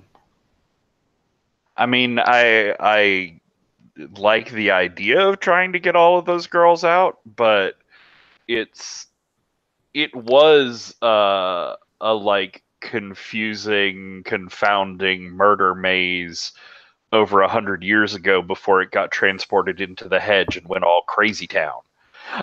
So I don't know if I entirely believe in my heart of hearts that we're going to get all those girls out, but it does seem like there's an ability to cause some sort of crack between him and her, the mistress, and that's probably definitely a terrible idea.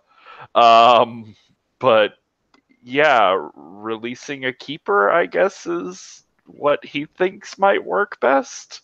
But I'm open to sneakier, trying to get all the girls out sort of plans. Okay. So as you know, you guys are talking inside of the van as you get to the college, and again, I think I'm probably going to start scooting us along here. We've got that hour or a little bit more, so I'm probably going to frame this a little hard here. So you get him to the college and set him up in this reading room. Legion's will basically ask, should I stay here and guard him?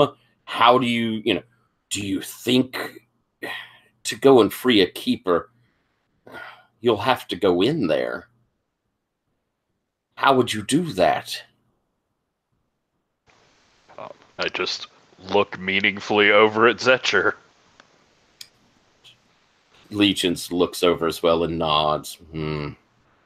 We have a connection. He's stronger than those women. Well, he's been through the durance. They have not. They're still in the middle of it in their own heads. It's safer. He has defenses. He has knowledge. He has power. I have some abilities with dreams. Do you, ditto? Beat? I have. Yes, just stay. I need to. Just don't tell any. I'll get some. I have something. And I'm gonna run off back to my place and grab that goblin fruit. Reverie pear is what I named it. So Pete, how is my sound now? Ooh, you sound much better. Okay, good. I've got Tim in the hotel dream before. I don't have any particular talent for it. I'm not sure exactly how I got pulled in other than my victims. But he's going to be really pissed at me because last time I booted his ass through a door and he slowly away from that keeper thing he's got locked up in there. So well, he's going to be I might not be the best neuromancer, but he's going to be pissed straight after me because I've got two of the girls. So you're maybe I'll be a good distraction. Chris. Okay. Maybe drop your. I hate to say it, but maybe drop your video.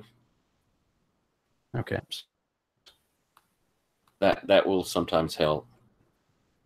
Is it working better now? Yeah, it seems to be. Well, we'll see as you talk more, but that seemed a lot clearer. Okay. But he says I can distract him. I can basically be his target. He seems to be two of the girls. And that may give you guys the clearance to work around him as he's trying to come after me. Should we, just the three of us, take this on? I would prefer not to do that. If we can get a bigger crew together, at least one other person who's got some dreaming skills specifically. That would know of someone. Be a good thing. I do. Trained Oneiromancer? Yeah. Well, my compatriot is develop some skills in that regard. We just need to make contact with them again. Well, I'll watch over Zetcher. Bring together your motley then, and we will try and take on this fiend. Okay. Pete's going to step out and try to make some phone calls to see if he can get in touch with Ash and Keen. Okay. So, Ditto, you have zipped off towards your apartment, and we'll be running to grab that, and I'm guessing coming back to here, to the college. As we scoot back over to you, Keen, as you kind of tumble out from the hedge, where is it that you opened up a door? Where would be that comfort place that you would open up to? I think because I was so out of it and I'd marked my clarity advance and I'm kind of in another place, I think that I jumped to the college or near to it. Are the rest of you still at that library, or where did you end up? Okay, I think I might actually be close because I did attend school there before I was taken. So I probably like tumble into my old dorm room or something weird like that. Oh, I love it. All right. You tumble out of the closet, and it's one of those actually more like a cabinet closet. It's not a full recess closet. It's just one of those dorm bureau type things. The doors tumble open. You fall in as you see there are two young ladies sitting on their bed. And the music's playing, and it's Pink Floyd. It's, and it's not even like the poppier Pink Floyd. We're talking like Ummagumma or Saucerful of Secrets. We're talking real psychedelic. And they've got like one of those little lights that turns with the different colors so that the ceiling's moving. And one of them looks up and goes, "Oh, fuck. It's a wind girl. Hey, wind girl." As tumbling out behind you stumbles in Ash. Thump. And the other girl looks up from her bed and, "Oh, man. Look at that one." And they're both kind of like doing that all up on crawl sort of, I've not got enough energy to really like stand up, but I definitely want to touch you, sort of crawl across the bed your direction. But they're describing you out as though they see you're mean. What do you do, Ash? Oh, man, that's interesting.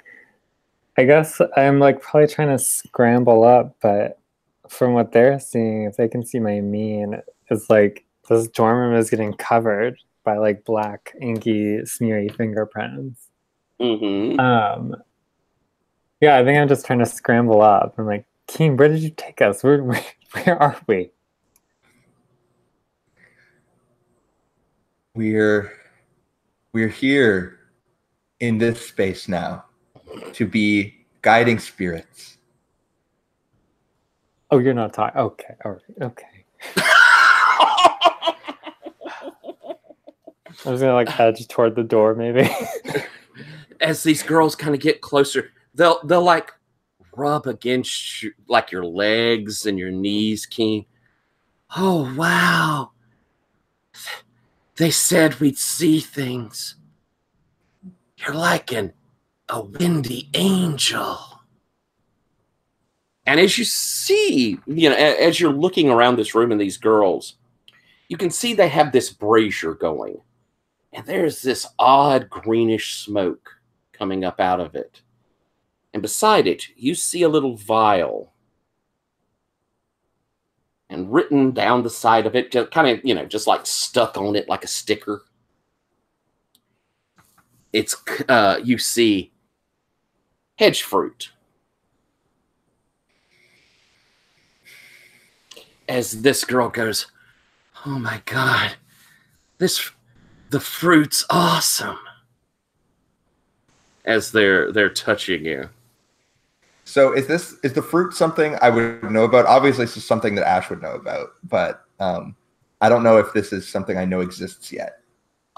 You would have some inkling of like that you get that out of the hedge, people come back with stuff, but none of it's supposed to exactly work on like mortals like this. This is clearly something someone gave them.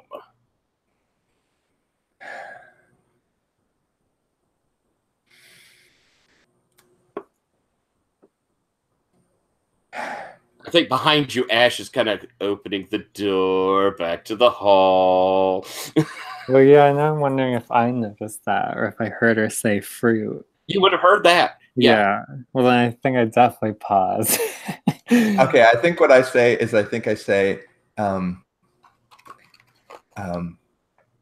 substance you have taken is the nectar of life for us spirits. And if you would be so gracious as to allow us to sustain our presence here in this realm, you will see more, you will know more. We will guide you. So I'm basically, can you give this to me? Gotcha. Ash coughs uncomfortably behind you. They look back over towards the brazier and, of course, take what you. Oh, doggy, and they're feeling on your. As you look down, your Briar Wolf. You're getting this sort of feeling of this is a creature who's come out of the hedge. Normal people don't see those. They just don't see them. These people clearly do. She's over there ruffling its, like the fur in its neck, and it's looking up at you, Ash, like, should I bite this girl's throat out? What the fuck? Yeah, I wonder if there's like what's the connection here with this hedge piece? I feel like I need to like keep myself calm to keep my good doggy calm. All right, want to stay strong? Yeah, Or inner turmoil. Yeah, well, so I'm just like annoyed that we're in this dorm room and that Keen is doing this whole gag. But I also absolutely want to get this fruit, and I'm just freaked out that they can see me. So I think it's, and I think it might be a, yeah, probably stay strong. I think inner turmoil is a little too. Yeah, I think this is more of a challenge. Yeah, let me roll that. I said I wasn't. What you feeling? I said I was annoyed, but fear and anger are marked. How can we? So how can I think about this? Reckless. Maybe I'm gonna roll a joy, and I think this is like they're high, and I think that I'm like like a stupid fucking like contact high, right? And there's like this opportunity to get this fruit and like feel good. So I think like projecting a little bit. Okay. 0. Here we go. Roll for your party. I got a 4. Oh my God. As you're trying to stay calm, and your wolf is feeling kind of your nervousness of this going on. It's sort of, and you see it bite into that girl's arm, and its jaw passes completely through it. And to your sight, you could see this green go up her arm all the way to her fingers as she goes, oh, ow, ow, oh, hell, bad doggy. But her hand is just covered in this green, almost mossiness from where the bite went all the way down. And she can't seem to move it. She's holding it, but it's completely stiff. But you move over and just, pick up the vial with no difficulty. And as this girl's kind of, oh, I don't feel so good. We should go, Keen. Keen? I mean, yeah, Keen mainly wanted to kind of just basically dupe these two into giving her the rest of the drugs and not interrupt their trip at the same time. But unfortunately, our wolf friend has done that already. So Keen basically says, be careful. He is our guardian. You do not want to anger him. No, I don't. I did want to anger him. The other girl's going, oh my God, it's so awesome. As the two of you start sliding out of the room, you see the girl with her arm, and she's kind of looking at it go, I really don't feel so good. And as she says that, this bubbling green begins coming out of her mouth, and you could see like it turn into little tendrils that begin wrapping around her. And she begins coughing. As she falls there and begins convulsing, her friend goes, oh, shit, we need an RA, we need an RA. And she's yelling. What do you do? You can't tell anyone about this, Keen. Well, then you gotta fix it, or I'm not gonna have to. God. He healed that person last time. Can who do it? Who'd you say? Pete. No, I'm not getting anyone else involved in this. Well, you better fix it. Oh, God, I don't think we have time. I'll fix it. And I stride over to her, and I push my hands to her chest, and I basically try to. I'm gonna call on a whatever they're called. Contract. Contract. Yes, I'm gonna invoke a contract, and I'm going to try to basically. Air is going to course through me into her chest and expel all of this stuff, basically. So it'll just blow out of her around the room like extreme CPR. I love it. All right. So what are you feeling? I think we get a little bit of a flashback here or something like that. Okay. I'm watching Sense8 and they keep doing that. I think this is joy, and it's joy because I'm remembering a time when my mother did the same thing to me and like saved me from choking. So we kind of just see that like brief scene transposed over to this one of just like dislodging my air kind of thing, because that's kind of like symbolic of my whole life essence and everything, right? So I think this is a significant thing for me to do. So I think I'm feeling that same connection. So I think we get like kind of like Keen is like her hair is just kind of blowing gently, and like she can't really hear anything except like, ooh, she can hear the that same folk song from her youth. Ooh. It sounds like or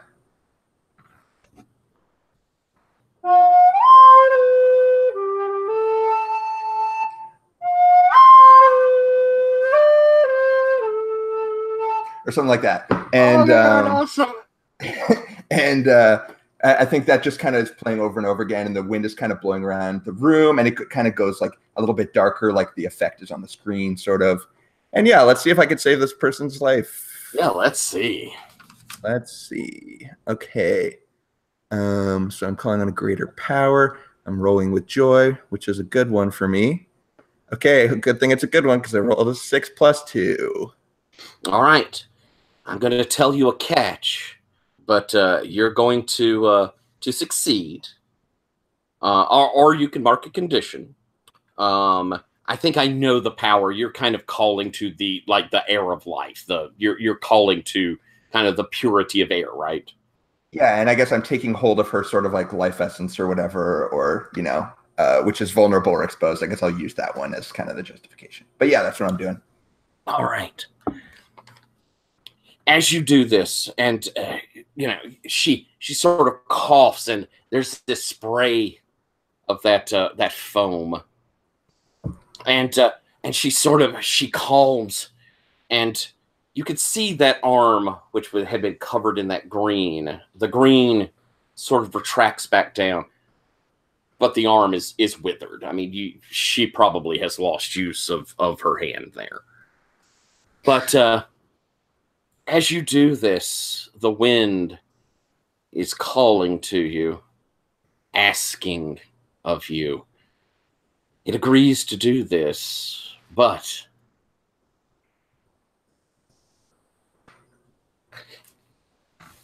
it wants you to continue playing for the rest of this moon. So for the next roughly 10 days. It wants the song to continue. Continue. Now, you know, you're doing it sort of with the sound of your wind.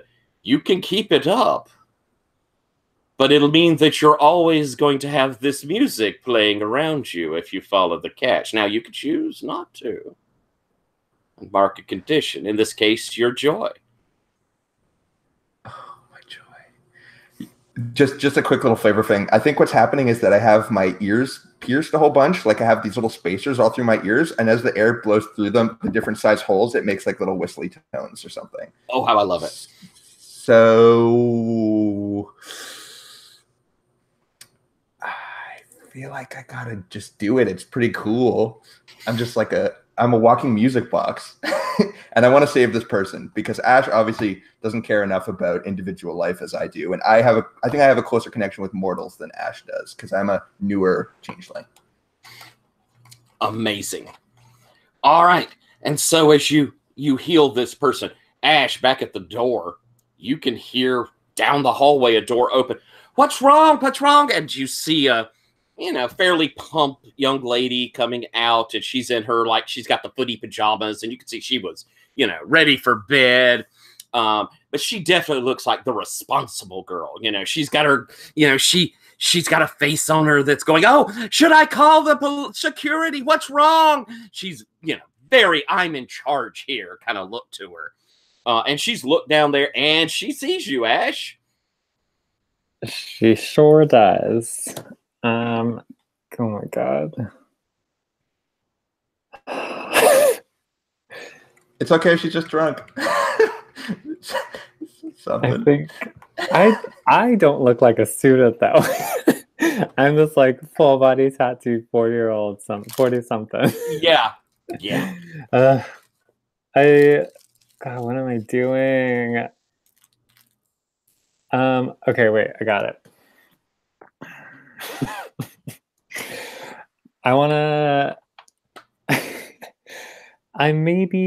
I'm hoping that maybe I appear to this woman as a police officer with a K9 unit. And I want to say to her, don't worry, ma'am. We're just doing a regular routine check of the dormitories. You can go back to your room. All right. I think you're wanting to change how you look, which would be normally evoked to contract. You're also trying to convince her of something. I sure am. So, what I think I'm going to have you do is, I think I'm going to give you you can change the way you look. Okay. So that you roll that conflict roll instead. Okay, yeah, as your roll. That makes sense. What are you feeling for that? I don't even know. There's a lot to go through with this. I think I'm feeling power because I'm channeling this police officer, this like role of that whole thing. I'm gonna go with that. What's my power? That one? Oh my god, it's -1. That's bad choice. Come on, roll for my party. No, I got a 4. Fantastic. So as she looks down at you, she goes, oh my goodness. Well, I'm sorry, officer. Here, I'll get the other girls out. And she begins moving through the halls, knocking on doors. Everybody out! Everyone out! Keen, we need to go now. And I think I'm just like, you look back in the room and I'm just like finishing whatever was happening. And like, you can see my full air elemental form and like my fucking wings are like splayed out behind me and everything. And like, I'm just for the sake of like pacing, I think I'll finish up what I'm doing and then just like kind of come back into myself a little bit and kind of look at you all startled. And, okay. And so, as the two of you kind of are trying to, get away from this, and all of these, young these ladies that are students there are now piling out of their dorm rooms, and very responsible RA lady has moved over to the door, and she looks in and she sees the two of them. Oh my God, drugs in the door, drugs in the dorm. And it is getting crazy as the two of you have managed to get over to the elevator door. And they're also, all the students have moved over looking at the two of these really fucked up girls there, going, did you see her? She had wings.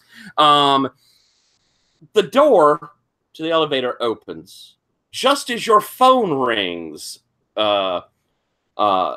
Keen, which causes all of them to turn and look to the two of you.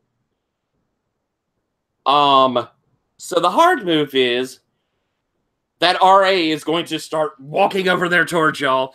The other girls following along behind, and you can see they've got their cameras out now, and they're like videoing this. And you can see, Keen, that you're being called by Pete.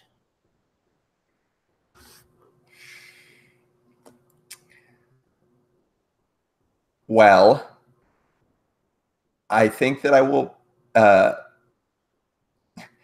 Should we try the elevator? Just run in the elevator and push the door closed? I think that works perfectly. Okay.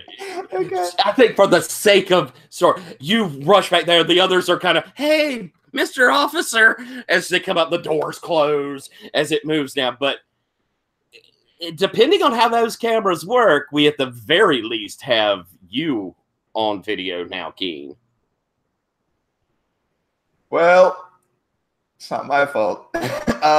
So it's just the two of us in the elevator now, I guess. And I just give you a look, and I pick up the phone. I'm, hello. Keen, where are you? I'm in an elevator in the university dorm room. Wish I wasn't. Okay.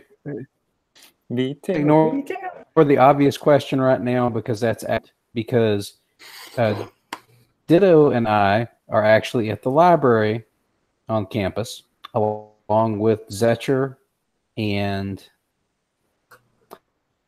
we need you and your dream magicking self to get over here so we can Holmes guy. Well, okay. Do you know where Ash? You know where Ash is? Yes, Ash is right here, along with his new friend. And then I realized I shouldn't have said that. Wait, what? What new friend? We just saw a girl, and then Ash was hitting on her. It was weird. Anyways, I'll see you soon. Okay, bye. What? And so you hang up the phone, and the elevator gets down to the lobby. And it's about that time. They have in this dorm, they have a fire alarm. They also have an intruder alarm. And that intruder alarm klaxon has started going off. As I'm going to move us through, the two of you get on out of this door. But people are coming out of the stairs. You can see campus cops come running in this direction. As the two of you can sneakily move, three of you, since you do have, and I do want a name for that Briarwolf there in a moment, Darren.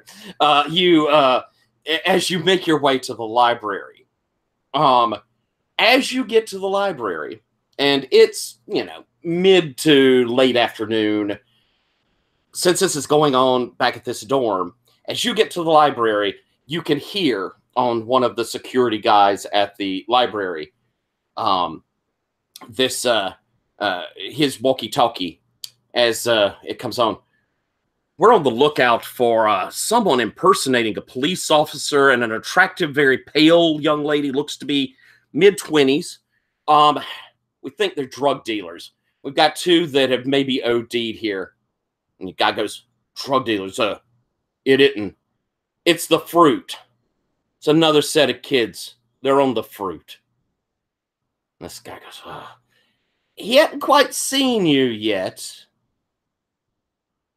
I'm guessing that you have dropped your police outfit, haven't you? But you're still a rather distinctive-looking young lady there, Keen. Just to kind of, and again, we're scooting through. Just if you're going to meet them, I think I'd like to have you roll real quick an escape to avoid being noticed by any of the police as you're coming in here. Does that sound fair? What are you feeling, Matt?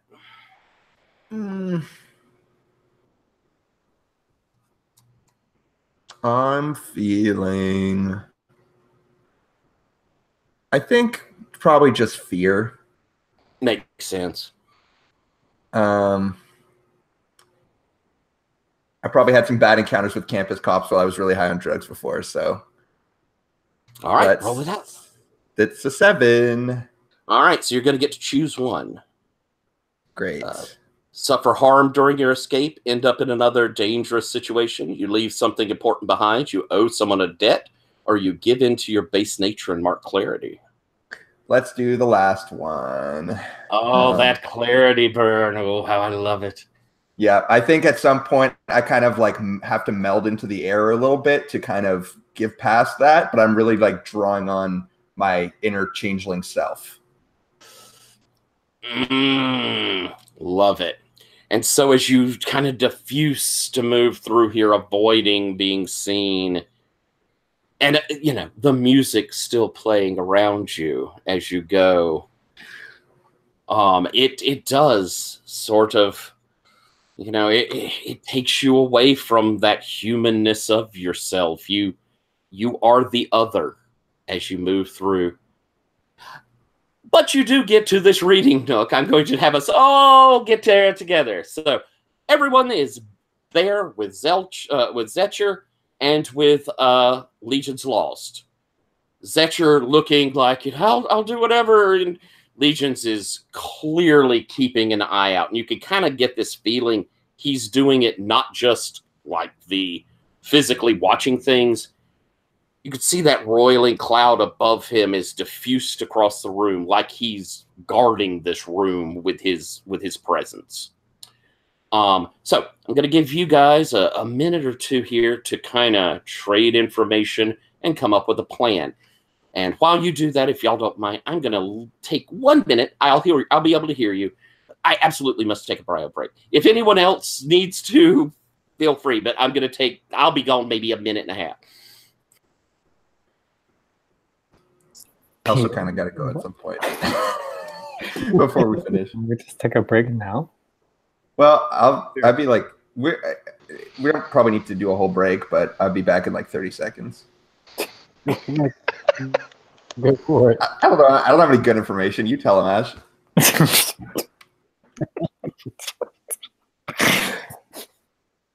I was just gonna say, what is Legion's Lost doing here?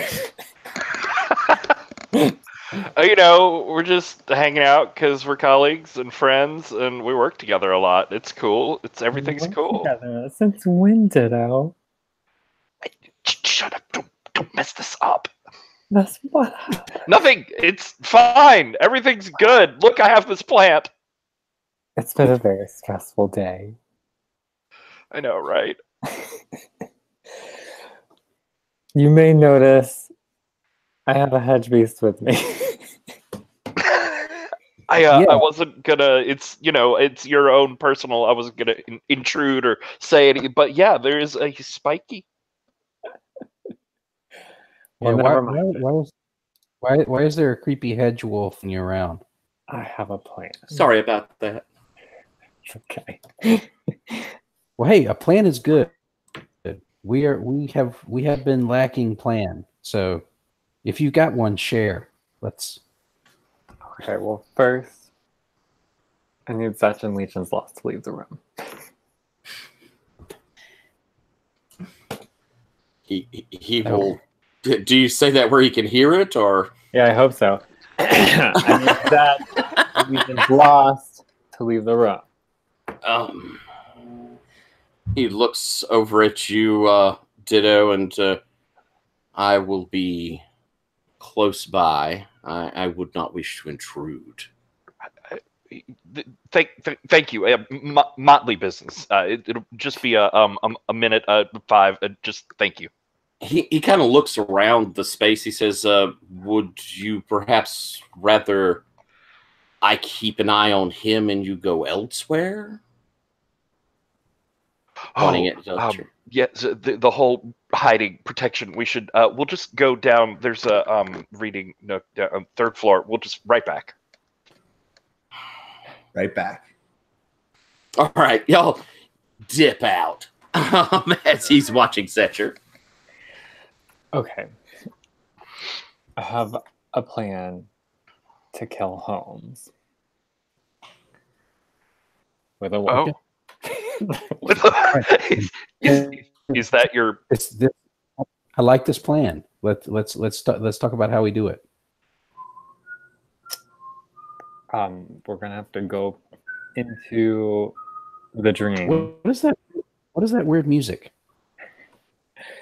We don't even have time to get in the scene right now. Just think of it as a nice ambient soundtrack. Is the wolf your plan? Because I mean that's good. I like it's a good start. But is there? I mean, is it just We get into the dream space and we let the wolf do its thing against Holmes. Oh, I thought there might be. I was waiting for more. Yeah, more. Let's say we have a flashback to where I give you a full plan. My God, that was brilliant. Underpants? Profit! I've never heard such a plan. I don't even know if I could recontextualize it into words. But listen, we have to keep... No one else can know about this. And especially that oaf Legion's lost. We didn't even need him around. We'll cut him right out. And I think I have something too. Oh, well, if we're going to go into the dream, we might want someone here watching our backs while we're in there. He's very trustworthy. He can he would watch over us. No one would get it. It'd be fine. Legion's Lost is part of a court that I can't remember right now. He's part of my court. It's Winter. You remember? Oh. You've been to our headquarters multiple times. Yeah, sorry. I forgot. I was thinking Legion's Lost was spring or summer. Well, yeah, what do you think about Winter Court, Ash? Huh?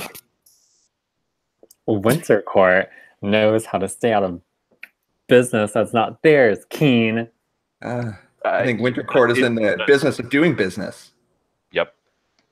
But so Max is definitely in the business of messing what are you trying to flesh out here? Nothing. We need to get this done. We don't need to worry about this stuff. I guess that Legion's Lost dude is fine. But what I'm saying is that something just changed with me. I don't know what it was, but I feel like less of the Keen I was, but like I'll be stronger in this place that we're going. Does that make sense? It's very no. As much as anything else makes sense, and you didn't need the fruit right now. Our wolf here. There's this weird music. Here's my suggestion or my addition to the plan. Again, Briarwolf, Holmes, wonderful plan. I love that. But Holmes is really pissed because we've gotten two of his girls away. I propose I form a distraction to get his attention, and then maybe the wolf jumps him. And we keep him distracted while maybe you guys try and get as many of the girls out as you can. because that he seems to be really worried about that. He seems to be, and if we interfere with whatever he's doing with the girls, maybe that can weaken him enough for us to take care of him. I think I can help with that. Speaking of And girls. Zetcher has a connection to Holmes as well, because Zetcher trying to spy on Holmes through the dream, and it's just a big freaking mess. It's a standard Max mess. So yeah, I sort of think we should follow that dream connection back in. I think his place sounds like it exists in sort of a dream state, nightmare state of these women that are trapped there. We have Keen with her amazing oneiromancy, and I think Ditto's sort of contribution would be pulling out that plant, the Reverie pear, this like incredibly rare thing that was supposed to be keeping secret from Keen very specifically. With the thing of like, here, this can help. This might make you strong enough to manipulate his realm. And look, we'll just have a conversation about this plant later. Okay, it'll be fine. Just don't think about it right now. What do you say, Key? Well, I think just quickly out of character, like I have both the clarity move, Cracks in the Sun, to expose a vulnerability that I decide, and I also have Oniric Warrior, which allows me to inflict an additional harm or increase any harm that would normally be marked by 1, as long as I'm manipulating the dreamscape, or reduce it. But so I think there's several things here that I just. Keen has this serene sense of confidence, all the while this strange music is just playing, where she just like feels like she knows what's going to happen and that it's just all going to be fine. So everything you say to Keen, she's just like, sounds good to me. Let's go. All right, then Ditto, how do you give this fruit? What do you do so that Keen can partake of it? Juicy. Oh, I didn't realize you were actually saying that out loud to Keen about the fruit. Oh, yeah. Okay. Ditto, what are you doing with that? Yeah, I think there's a couple little buds. It's maybe like 2.5 feet tall, sort of sapling plant. There's a couple little buds where it looked like there might be more fruit growing, but there's just like one almost ripe sort of pear on it. So it'd probably be sort of sour, and who knows what the fuck it does. Wow, this is like the raw fruit. We just found an extract of some kind, but this is great. My tolerance is probably really high, so I'll need as much of the stuff as I can get. That sounds reasonable. And so you take this pear, and as you bite into it, the first taste is that kind of heavy tannin, so it feels like your mouth gets dry. And then this sweetness sort of comes from it, almost warming sweetness. And you find you just eat through it very quickly. And Patrick, do you know anything about this fruit? I just sort of know generally it's supposed to increase like your mastery or connection to the dream realms. I'm not sure exactly how. All right. I think we see as you eat it, Keen, this sort of dream state drops over you. And you can kind of Zetcher is there, and he's kind of had his eyes wide going, oh, what the fuck are they talking about? And oh, I thought we were hiding me here. Now we're going in my head. But as you say this, or as you eat this, it just opens up like this, his mind. You can see where inside of his head that labyrinthian hallways is there lurking just at the back of his subconscious. You can see he has been walking with this dream state latched onto him all of this time. And then, yes. Like, can we see that? Is that flowing out into the visible world? Or is that just him with the pair? That's just him with the pair. Her with the pair. Her with the pair. Right. And so you can sense that it's there. And I mean, it looks so easy that you could just step and be in those hallways, you think, Keen. And I'm going to give you a +1 ongoing to manipulate this dream world, because you have linked up so solidly with Zetcher's connection. And that's coming from the fruit. Is there like enough where I would eat some, you know, for this bonus, and then at least pass some to everybody else so they could sort of like at least see and come along with me, even if I have to guide them through it? Because we're all going to end up in there somehow, right? Or I would like for us all to. Yeah, that's the idea. So I think a good idea is invoke a contract, and we'll see how well you use it. Great. So, what are you feeling? You know, and this power is moving through you, but I mean, I imagine your whole emotional state's roiling.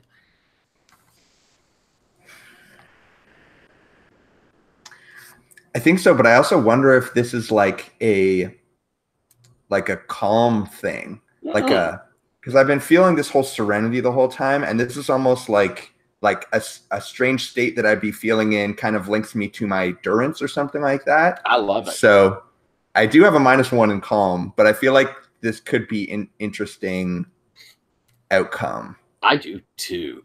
And then Ash does have that vial that he'd have to use anyways, so sucks, bro. Ooh, that's so bad. That's a 5. Oh, I love it. Wait, can we give them both of our trust? Yes, you can definitely give trust. Just roll 18 dice and take the best one. I'm afraid we can only use 1 trust. Oh, come on. Does that help at all? But yeah, so roll another die and you get to take the top 2. Same thing. Oh my god.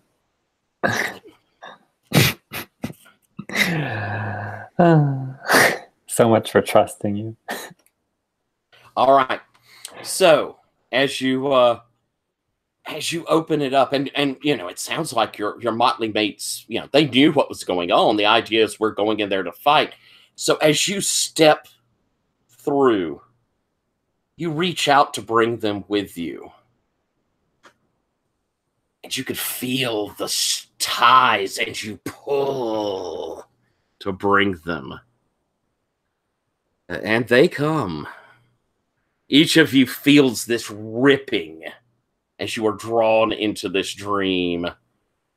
You're suddenly in these halls, the gaslights burning around you. You have the carpeting, this woodwork. You can kind of hear the sounds of like nails scratching against doors. There's this in the distant sound of like sobbing that fills this place. I'd like each of you to mark clarity.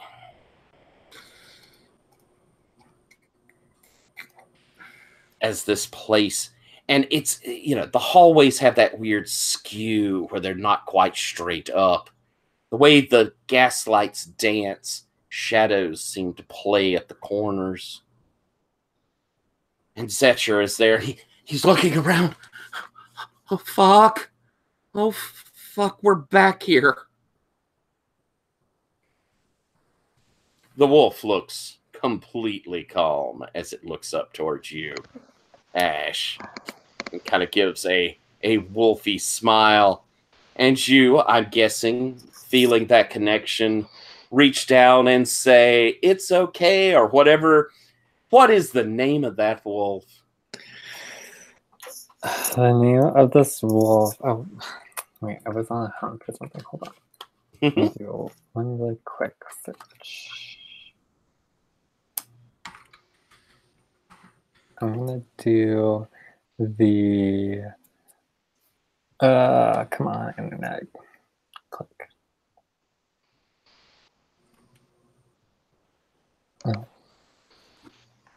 Oh, this is okay. It's not interesting. I was thinking I wanted to find some like Latin name of some plant, some thorn plant, but it was surprisingly difficult to find. So maybe its name is just something like Spike. Spike, as I said. Yeah, Thorn. let's do. I like Spike. I like thorn. So on the nose. That's really good. That seems like an Ash thing. Yeah, let's do thorn. Yes. Like obviously, this hedge wolf's name is Thorn. Excellent. As Thorn looks up and is contented. All right, Chris, you're rolling your sniffer move, I believe. Yes. What are you feeling for it? Let's see. I think it's going to be power. Okay.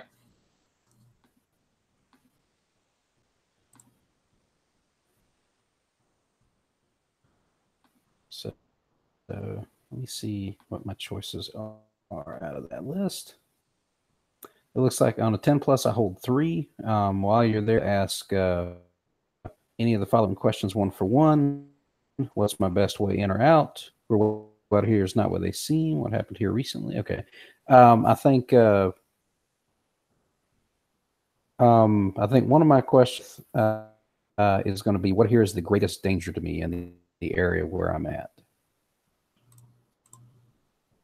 As you're looking around in here, and again, it's that the hall stretches off behind you. You could see off branches. It stretches off ahead of you. You could see off branches. There are doors all around it.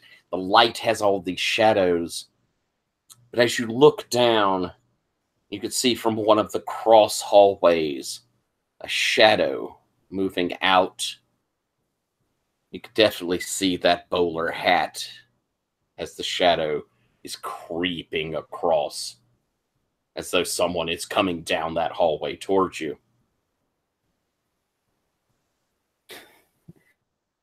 Okay.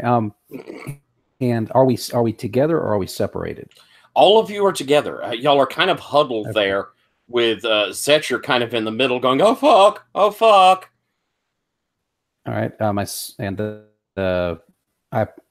Pete lips like shush and points toward the section of the hallway where the shadow's coming down. Go the other way. You begin moving the other direction. Yes. All right. Everybody following along. If someone isn't, tell me. As you begin creeping. Yes, Patrick? As we go forward, I'm trying to like sniff out here. I'll get a sense for. I'm looking for that room that Pete was talking about, where the mistress is. Where the mistress is. All right. Think that's a study, or do you have a move? Maybe I think you picked up a move that might help, didn't you? Not really. No. You don't think your echoes would help? If not, it would be a study, I imagine. Yeah, I think it's just study. Okay. So, what are you feeling to roll that? Well, I'm trying to hunt out a keeper, so I guess power. Excellent. It's an 8. All right. So you gain 1. Yes, I'd like to know where her room is. All right. As this figure, that shadow gets longer, the group's moving away, and I'm gonna kind of suggest this idea that like you're looking, so they're sort of moving to where you've now gotten on the edge of that. And as they cross one of the hallways that, they're going down a main one, there's another hallway, you sort of look down that hallway and you could see a door open at the end of it. And there is this beautiful armoire with this mirror. And despite the logic of it all, even though it's, you know, just feet, you know, way down that hallway, you see your own reflection in that mirror. But it is showing you a face that's twisted. Face that's showing you at your very worst. Riddled with fear. Riddled with hatred. Ugly. Ugly reflection. But you step down that hall as they move away from you. At the other end, that shadow, a figure moves out, and you see Holmes there. Not you, Patrick. You don't see him. You're down that other hall. The rest of you see Holmes step out. He looks down, back and forth. In the midst of you, Zetcher goes, "Ugh, ugh." But it doesn't seem like Holmes sees you. Any of you.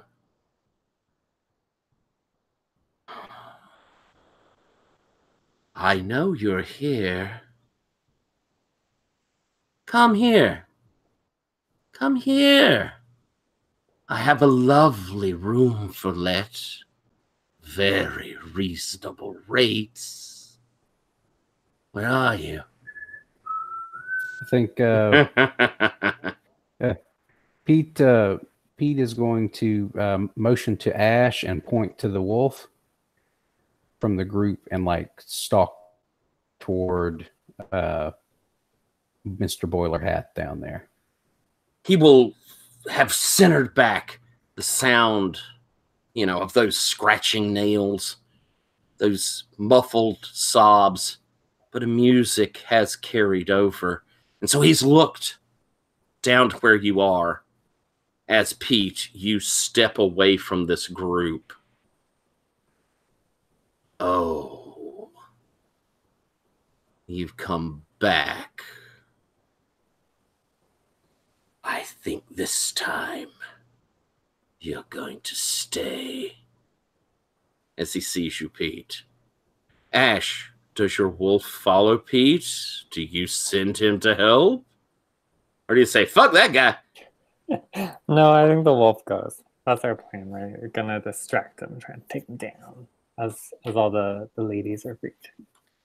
Yeah, I doubt we'll actually take him down, but we might actually distract him. As the wolf and Pete, you step forward towards him. He smiles, begins walking in your direction. I'm going to cut over to, not really much of a cut because you're right behind him, but to Keen and Ash. As they move away, and you know, you're looking down the hall beyond you. There are these doors. Most are closed. But you can hear these scratchings, like someone clawing at the door that's right next to you. What do you do, Keen?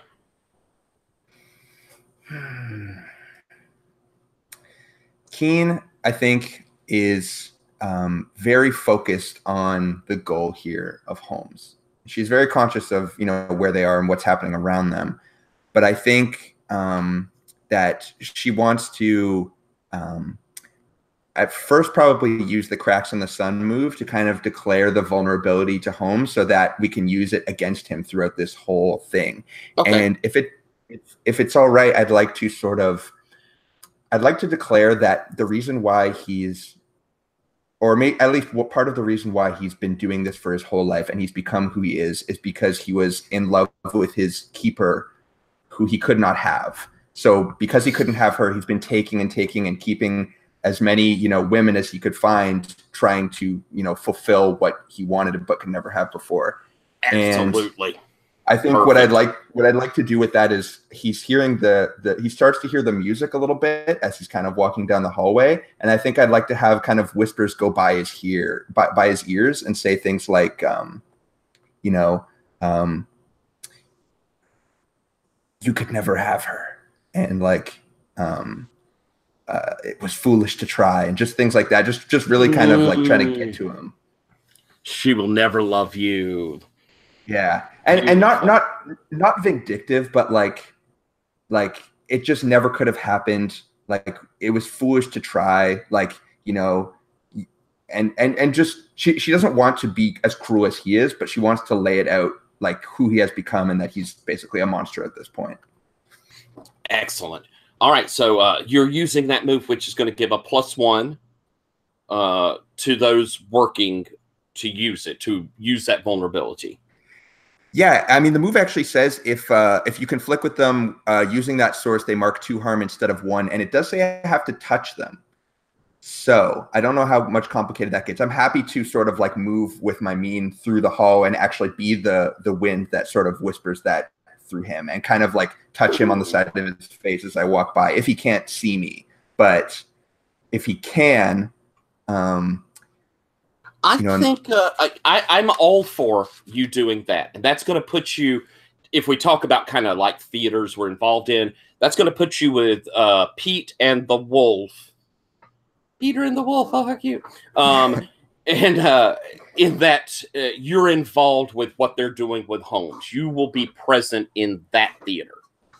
That's perfect. And so as you move down, as this breeze, as this sound, I think I'm going to have you reach out with this breeze and touch him. And as you do, what's flooding into you is the emotion of him. How much he wants to possess these girls. How much he wants to possess her. How much he wants to possess you. He is nothing unless they have to have him. He holds their lives, and by holding their lives, he's important. And the feeling of it is so horrible, so dreadful. Roll me an inner turmoil to see if the sad, despicable vileness of it overcomes you. All right, I'm going to roll with fear, because this feeling reminds me of the feeling that my keeper used to, they used to sort of indulge in their ownership of me when they would bring guests by, and I felt owned in that way. So this is very close to home for me. That's a 12. Oh, fantastic. You see him for what he is, the small man that he is. As you get there, and your wind sort of just around him. He feels your presence, however, and you've come back to me, haven't you? Moving over to you, Ash, as this scratches on the door. Am I guessing you're opening up that door to go in there? Is that, that was sort of our thing, or is that not what you're doing? Yeah, I think I'm just like any sounds. I'm going to go investigate it so we could get going. As you this thing executed. As you open up this door, you reach over and open it, and Zetcher is still with you. As the door opens, it's like this hall of mirrors where you see these reflections of hundreds of girls, all of them crying, and some of them you see have been, hurt, like cuts across them, burns.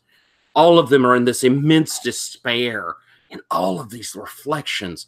And Zetcher goes, no. And you could see he's like straining at this. But all of these girls, their horrible grief. Down the hall that you've traveled, ditto. You see that mirror, that beautiful armoire. You feel the sadness in that room. What are you doing? So to lay out my intention here, and we can break it down as you see fit. Okay. But for one, I have free question from my Know the Shadows from that study before, which is going to be what here is worth grabbing. So have that in mind. Okay. But my idea is to sort of sneak secretly into the room if I can, and like invoke a contract on her mirror / maybe merge with it in order to like break that enchantment and show her herself as she really looks, that sort of thing. If I get caught, my idea is to imitate what's his name, Holmes, to try and bluff my way through. So that's sort of my plan for the room. All right, so as you slide inside of the room, you see that figure of the mistress standing there. She's kind of like opposite or across from the door. She's staring at that mirror. And even though you reflected yourself in it as you move close, you could see her reflection in it as you walk into the room. That she's seeing herself. Mm-hmm. And she's just entranced staring at it. And as you look at it, you see this young woman, beautiful, but she is tied with all of these chains. And they're ripping into her. And her face is so caught up in grief that the lines are, you know, like the wrinkles and lines are showing. It is like a person who is in such enormous straits of despair that even though they're beautiful, it has made them ugly. She's just fascinated, staring at it. And there's no doubt in your mind what has happened to that mirror is what is holding her here. And it is powerful magic. You can just sense the strength of it. And it's drawing from this entire place into it. And do I see anything that's worth grabbing?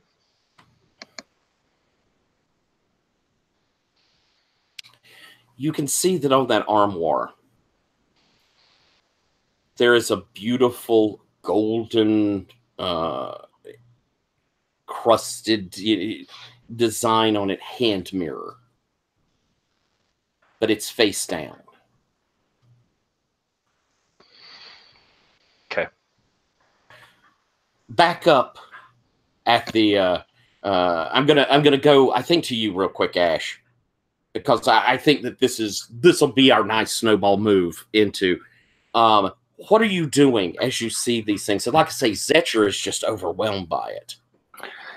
I want to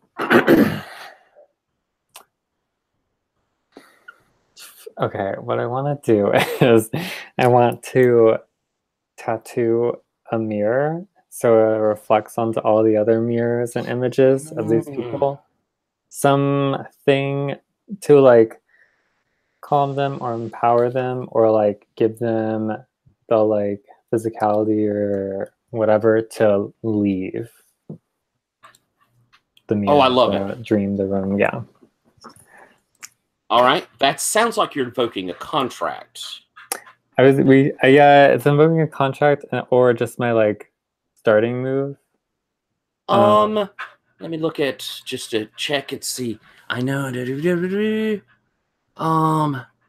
think I'm trying to see the things it can do in there. Mm-hmm. It does it in a strange manner with a hidden trick. Yeah, I think you can do that. I think that practice perfection can work for this. Okay, cool. Let me do that.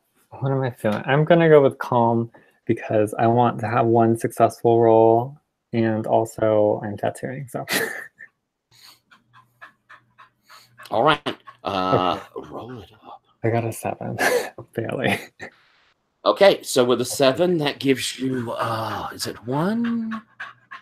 On a hit, pick 2 from the list, and on 7 to 9, there's a hint, additional cost or unwanted detention called. Okay, so you pick 2. What are the 2 you're picking? Without tools or resources, and then with a hidden trick is the thing that can like free them or whatever. Give them their power. All right. But there is an additional cost, I think.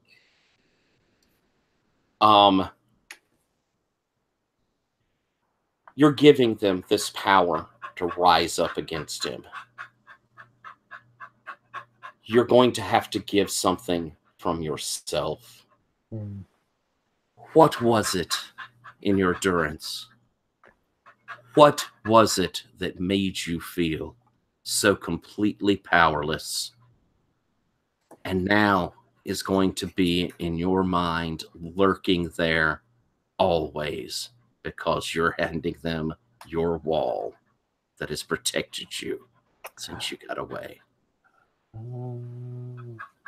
I think visually, I think we see the rest of the tattoos come off of me, and then that's the like no resources. That's how I get the ink for this or something like that. Maybe.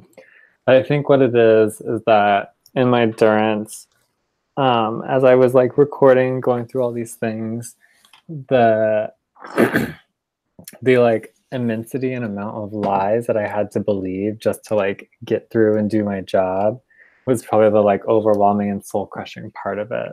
So I think this idea that there is objective truth and there is like empirical knowledge that I keep going back to, I think that's gone. And I think that translates to them and being able to discern that they're in a dream space and that this isn't real.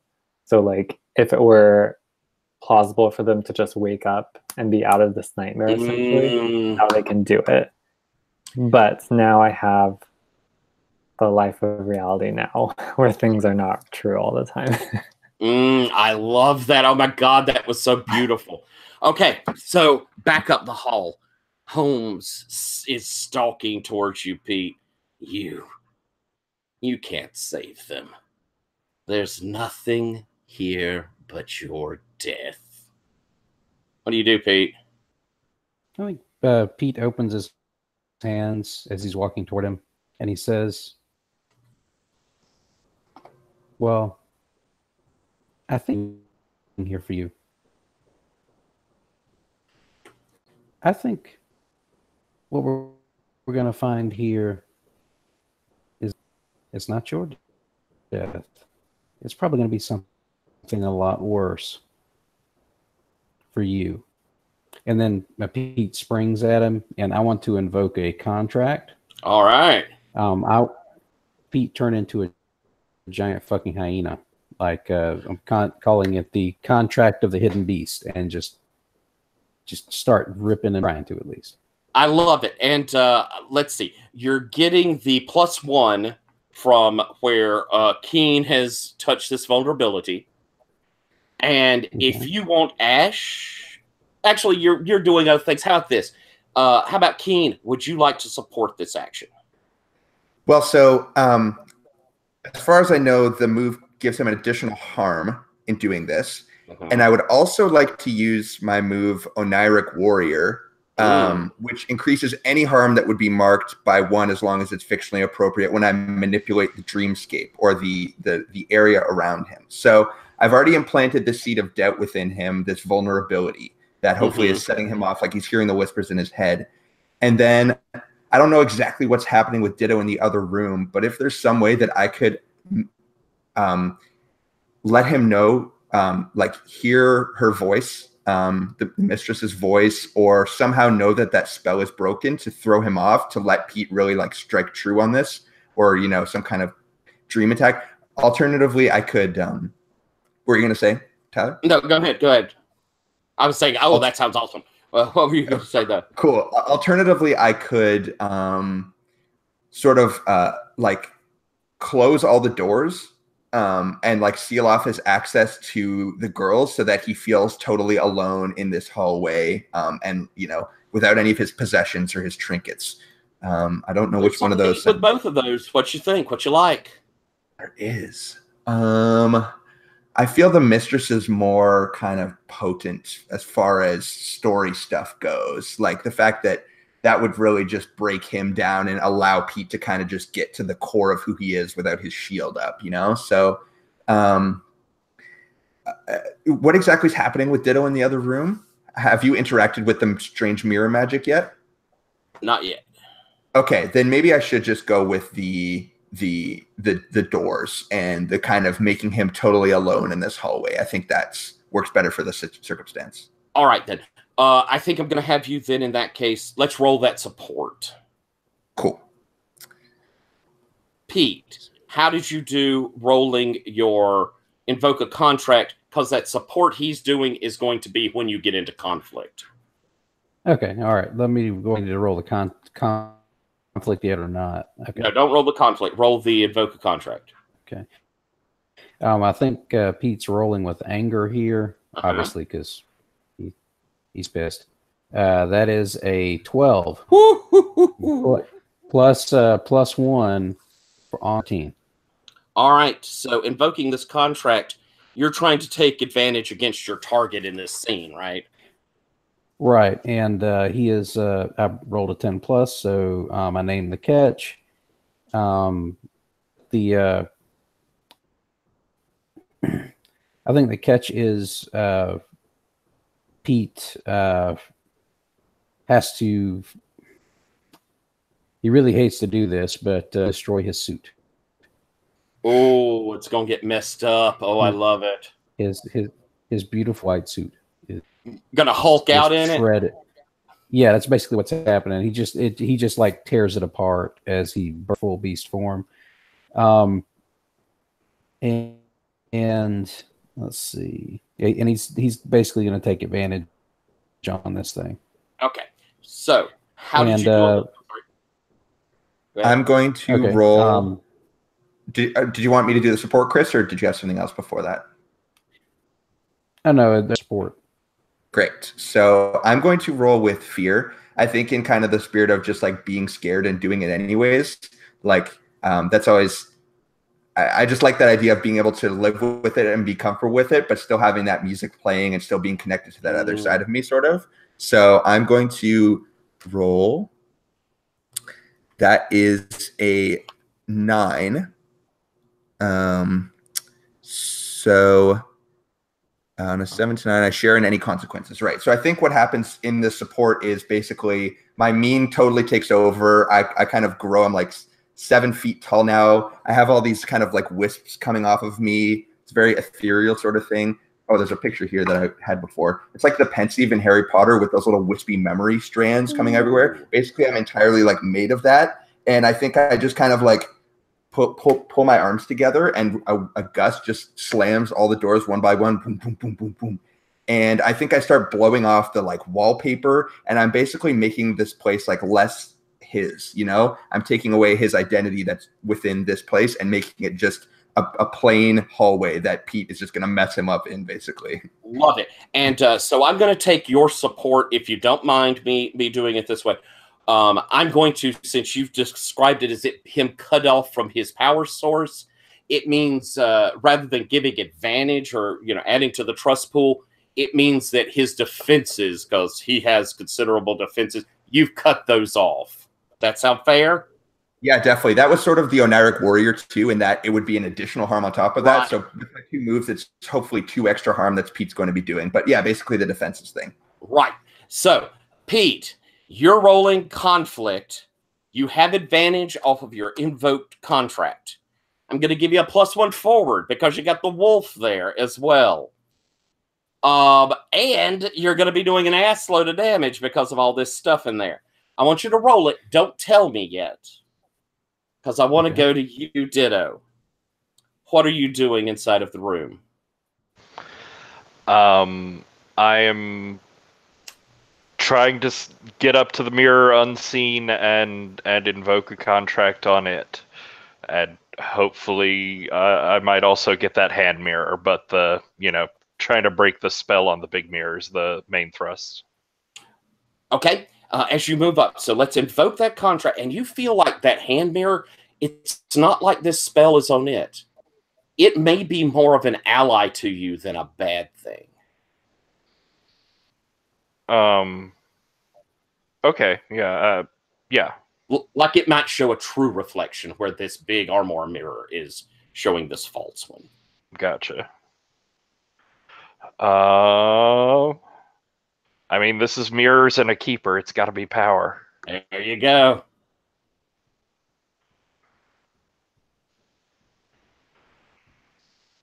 And I get advantage from my knowing the shadows that I used. Oh god, that is terrible. Even so, that's an 8. It's a 5-1-1. So yay. I'm going to tell you the catch. As this mirror cracks as you pull the spell away from it, this woman, she looks over at you. You've come to my home. I know you want to stay. I know that this is where you've always hoped to be. Your catch, as these reflections are shattering and she is seeing herself anew, you can either take a condition or, take your damage, or tell her the most real thing about you that you can, the true kernel that is within Ditto. Give this keeper what it is that is you. I mean, I think it's he'd like to say it's him resisting, but I don't think he knows any personal internal truth to give her. It's just bits and pieces and reflections of the world around him. And so instead you'll take and you rolled with power. Yeah, it's going to burn out my power. And you feel as she's asking and it's being drawn from you, there's nothing there. It's all just slivers. It's all just pieces. There is no truth.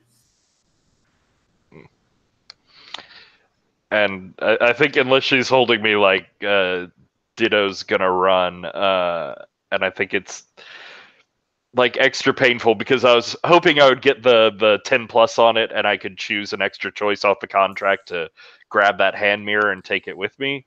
But I almost like the idea that thing could have shown me what she was saying, like what she was asking for. It could have shown me something about my true self, and I've just got to run away from it. And so as you've reached for that mirror and you touch the handle of it, and before you could look at it, you just turn and run. But it flips over. As you're running out of the room, you hear her, "Oh, I am beautiful."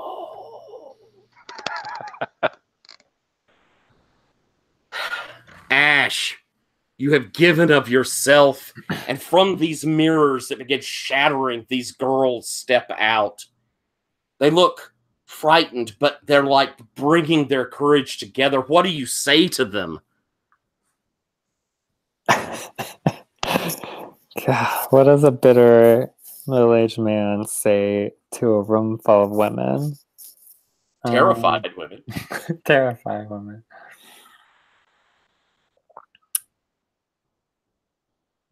Oh, man. You've just given of yourself.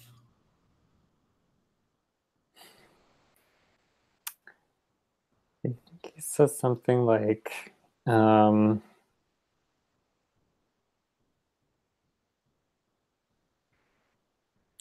don't know. I think he just says something like, find your way out. I don't know. I think he's like kind of like beaten down by this, right? Like there's like a subtle sort of like major shattering happening in his life, along with mirror shattering. And so yeah, I think he's just like, he needs to go. All right. So you say go. Yeah. And they begin moving by you. As they do, they touch you. And you could hear each of them, thank you, thank you, thank you. As they touch you, heading to that door, they open that door and begin streaming out at Pete. Tell me what that hit looks like. How did you roll? Well, it wasn't the greatest hit. I was hoping for better, but it's a total of 7 for just my stuff, and I get the +1 going, so that makes it an 8. Okay. So it wasn't quite as slam dunk as I'd like, but you get to pick on 2. the conflict. Let's see. I'm going to choose to inflict harm, obviously. And I think I'm going to oh,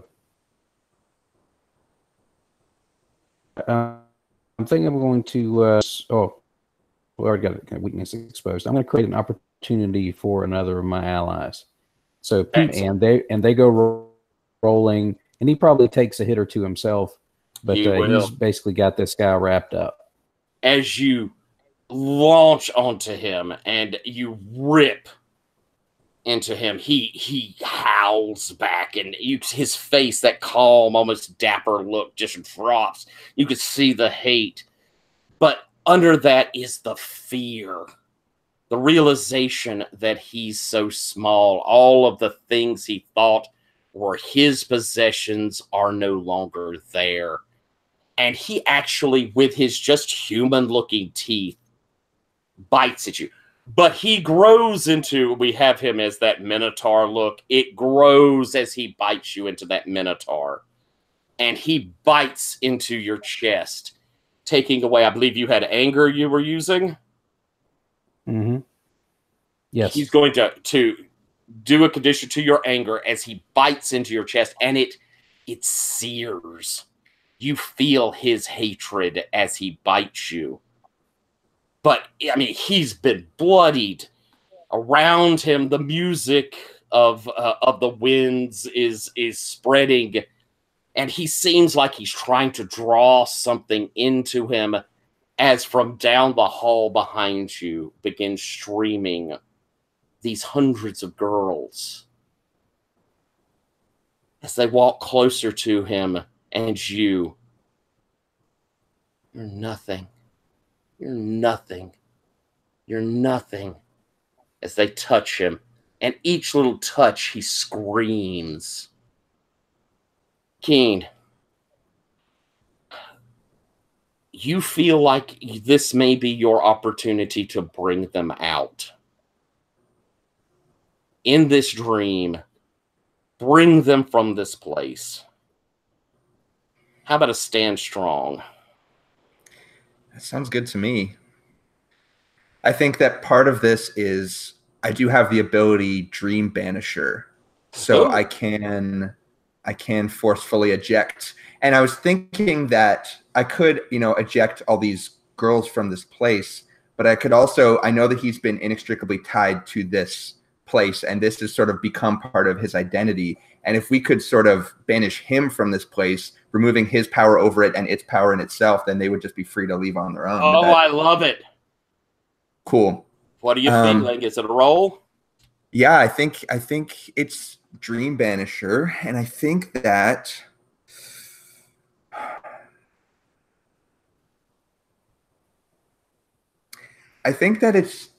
in this case, seeing all these women sort of take their power back from him, I think it's joy. And it's not joyful in a sense of like bubbly joy. It's just like this deep sense of gratifying satisfaction and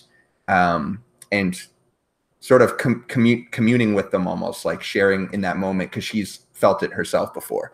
So I'm going to go ahead and roll that. Nice. That's a 10. Oh. What does it look like when you throw him from this dream? Yeah. So on a 10+, I choose 2, right? Which I know the 3 options are: you take no harm in the doing, the dream does not change or respond as a result, and your subconscious stays repressed. I'm still not super clear on the subconscious one, but again, it would be probably something like in doing this will linger with you. Something here will stick in your memory and haunt you. I think it's got to be that one, because I don't think I'm gonna take harm here, and I would like the dream to change, but not in a way that's implicit with a failure, in a way that it feels like a success. So basically, I think that he's got this wound in him, right? And all these girls are coming and sort of like removing his power over them. And I think more of we always saw him before as this shadowy bowler hat figure, and I think this like shadowy essence is sort of like leaking out from him maybe, and he's like shrinking a little bit, or at least like cowering down, and like he appears less physically strong, like his bullish features are sort of fading and receding. And I think the more that this happens, I think he starts to like dissipate into again like that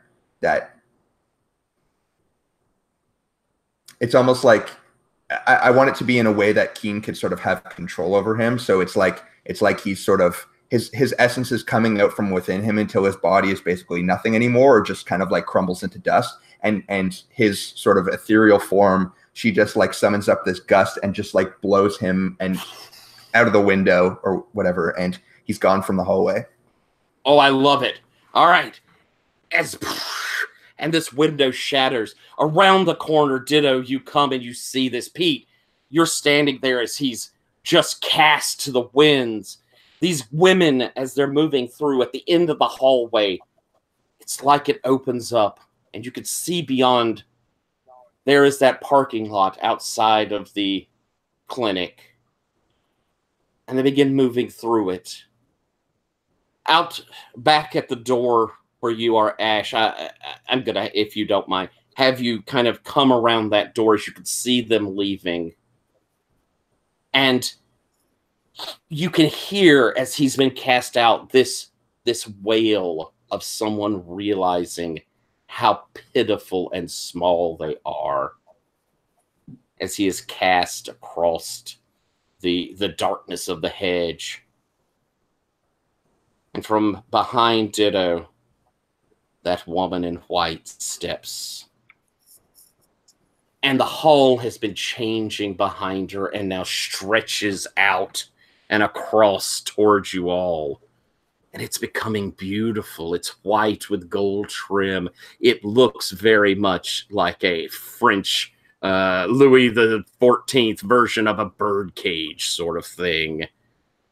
All of my little pretties, you've come to me.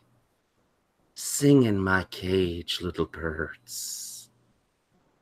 At the end of that hall is... Huh? Can I ask my last question Certainly. from my sniffer roll? Yes. How the heck do we get out of here? You better run out of that hole that Keen's opened up. Okay, I think Pete's, anybody's moving slow, he'll like grab him up and throw him on his back, because he's in that, Pete's in that, still in that giant hyena form. So okay. And as you rush down, and she's coming down that hallway, but the dream is still, Keen has enough control of that dream that she can't reach you. It's as though the hall elongates. But as they all pass, and Keen, you're the last to step out, she goes, "You sing such a pretty song, little birdie. I'm going to find you. You'll sing for me." This song is not for you. And if I can get out of here, I think it's just like a gust, and it doesn't really move her, but we kind of just like, she just kind of soars backwards and like through the window and is out. As he collapses and you step out into the parking lot. And that's where we're going to stop. I think we've won it. I think that this was good. I would love for us to take a minute. I know we're way late, and if anybody has to go, I completely understand. I'd love to have a Roses and Thorns. If folks are willing to stick around for a few minutes of that. I would like for us to, take a second or two so we can collect our thoughts. And I also have a little musical bit we could hear at the end there. So let's take 5 minutes, come back, those who are able, hear a little Roses and Thorns. Here is your musical interlude, and see y'all shortly. Is everybody able to come in back for a few minutes? I can. Cool. All right. See y'all in 5. See ya.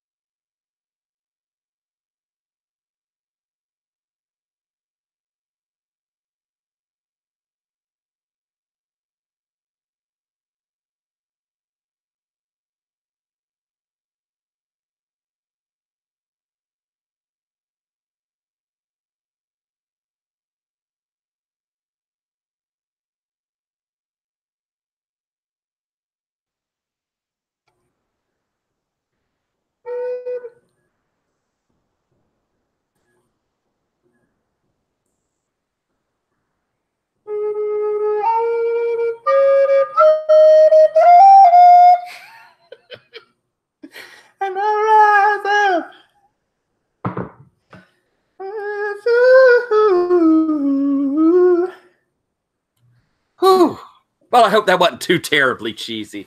I hope that was fun, y'all.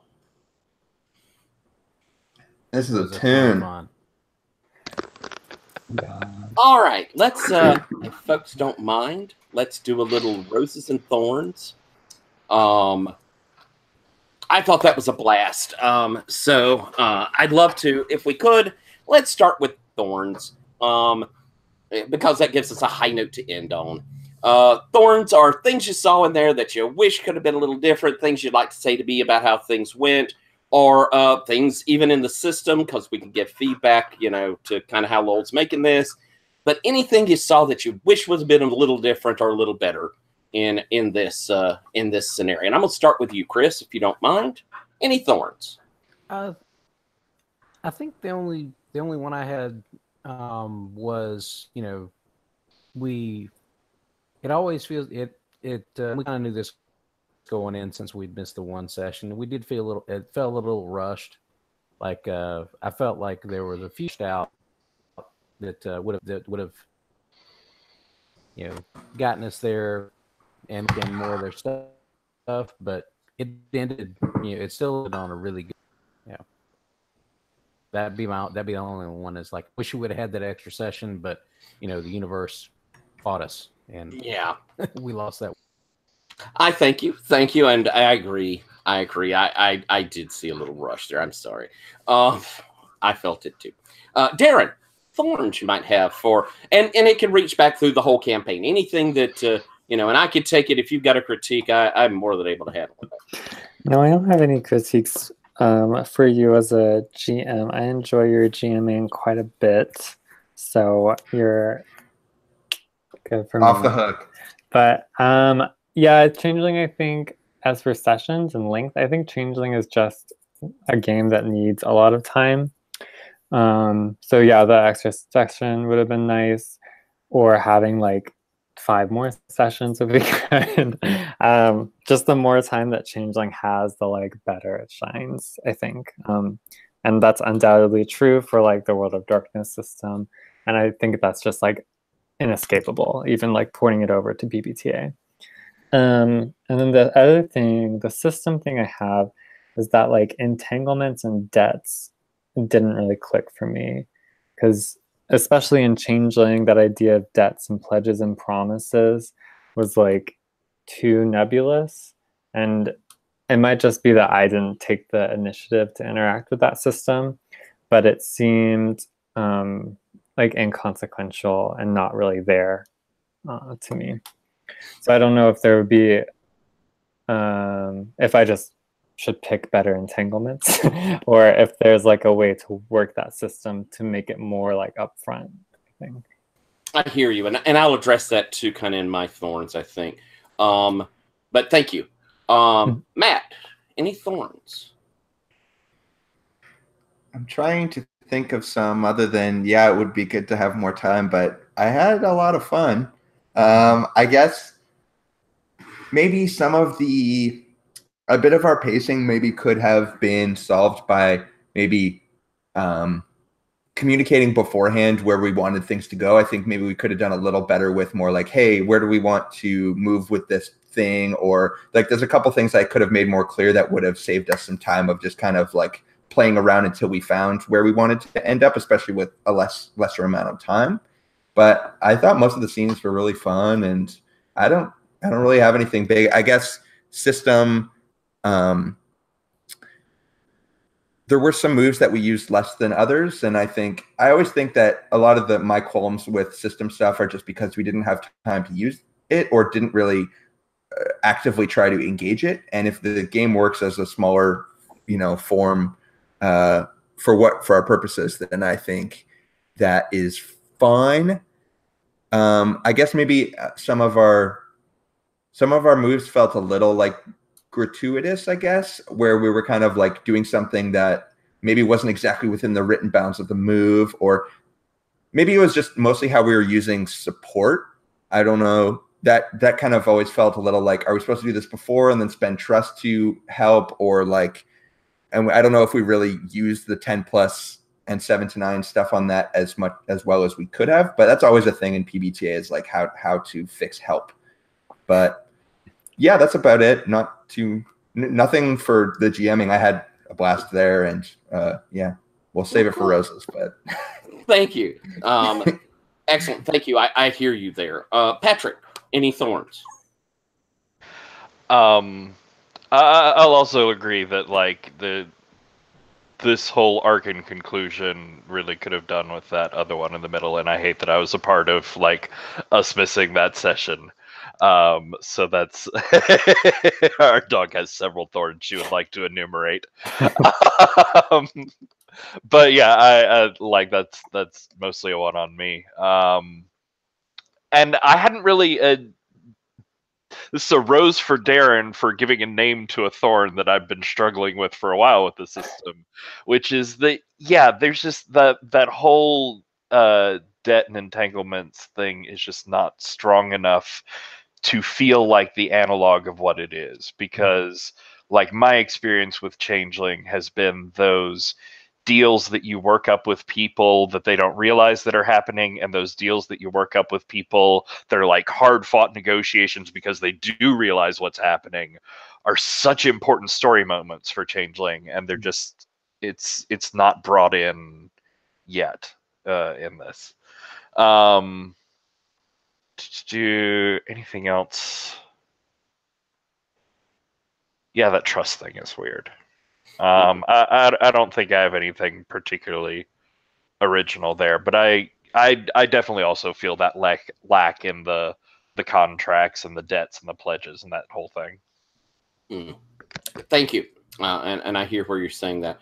For my thorns, obviously I had paced in a slower style, thinking I had 5, and then, you know, I think with 2.5 extra hours, I would have wormed in these things a little smoother, because they were kind of in my mind where we could go. And a thorn for myself is, I know this felt railroady. I mean, I know it did. I understand that I was just shoving, and that's a shame. And so I have a thorn for missing that one, and I hate it, and for being a little heavy-handed in how we got through here.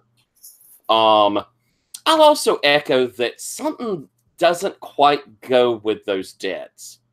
We never got to use them at all, how they're written. I didn't even get a good chance for Patrick to do your cool move that was coming off of debts, where you could summon someone there or be somewhere.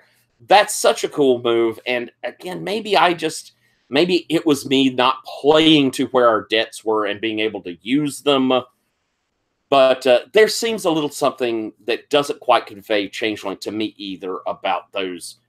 You know, I like pledges, I like contracts, and I liked how that works between players and with NPCs. And it doesn't quite hit that the way I think it could with the strength it could. Again, I think I probably did not hit the debts and give you opportunities to use them or use them on you like I could have. So that's me as well. I thought I was gonna, Patrick's debt move. Like I was totally gonna use that to rescue Ditto if he had gotten stuck in there with the keeper. Happen. I was sure that, because the way I was like, oh god, he's gonna roll a 5 in there, and he's gonna get stuck. Yeah, I could have highlighted or used it better. So that's on me. And I also realized, like, coming out of that scene, I looked back at it, I was like, oh shoot, like maybe I should have played in more to like being enthralled by her, so I had to be taken away. It was a move I wish had gotten out there, but is unattached / attached to everyone, so it doesn't matter, sort of thing.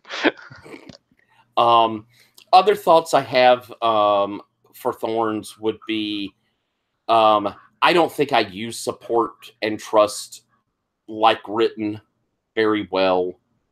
That is something I hope I get better at. This is a fairly complicated game for a PbtA.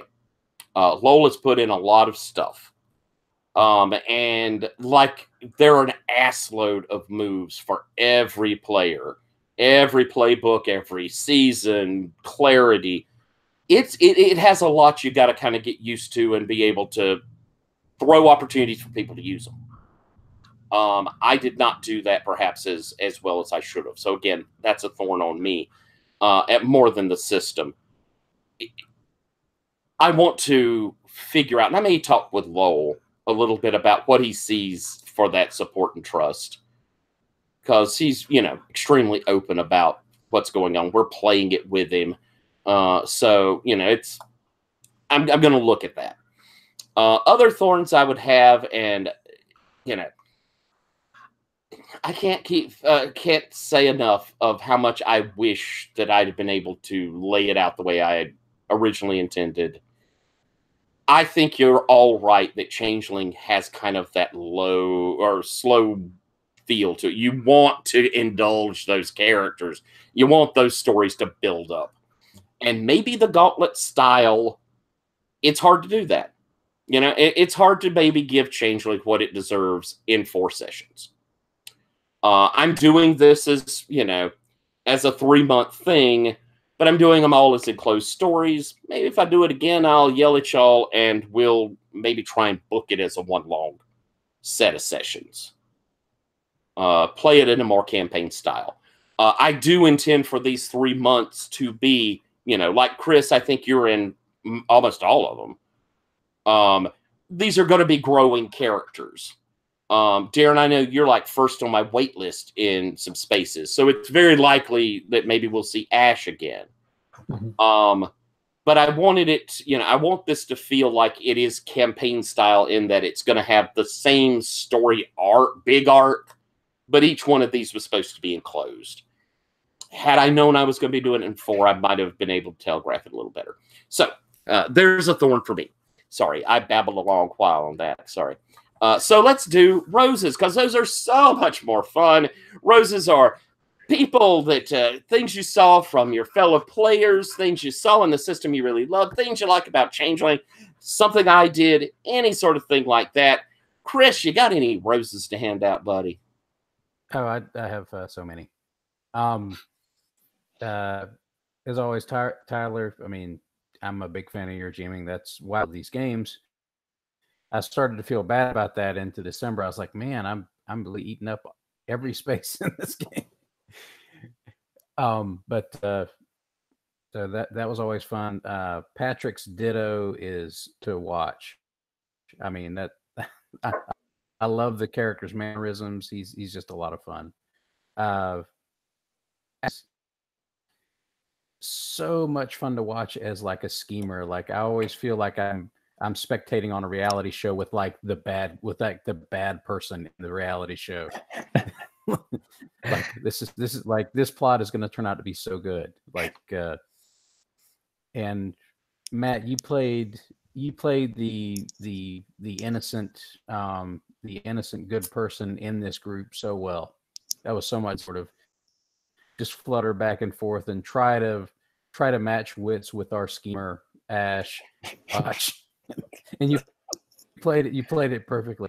It was so much just, you know, like I'm trying to think of a good literary analogy, but it was the character, one of the really nice characters, like Steven Universe from Steven Universe, really trying to find what's going on with, say, like the worst schemer on Game of Thrones. And it just played out that way so perfectly. Beautiful. So, Thank you. All right. Thank you very much, Chris. Darren, any roses to hand out?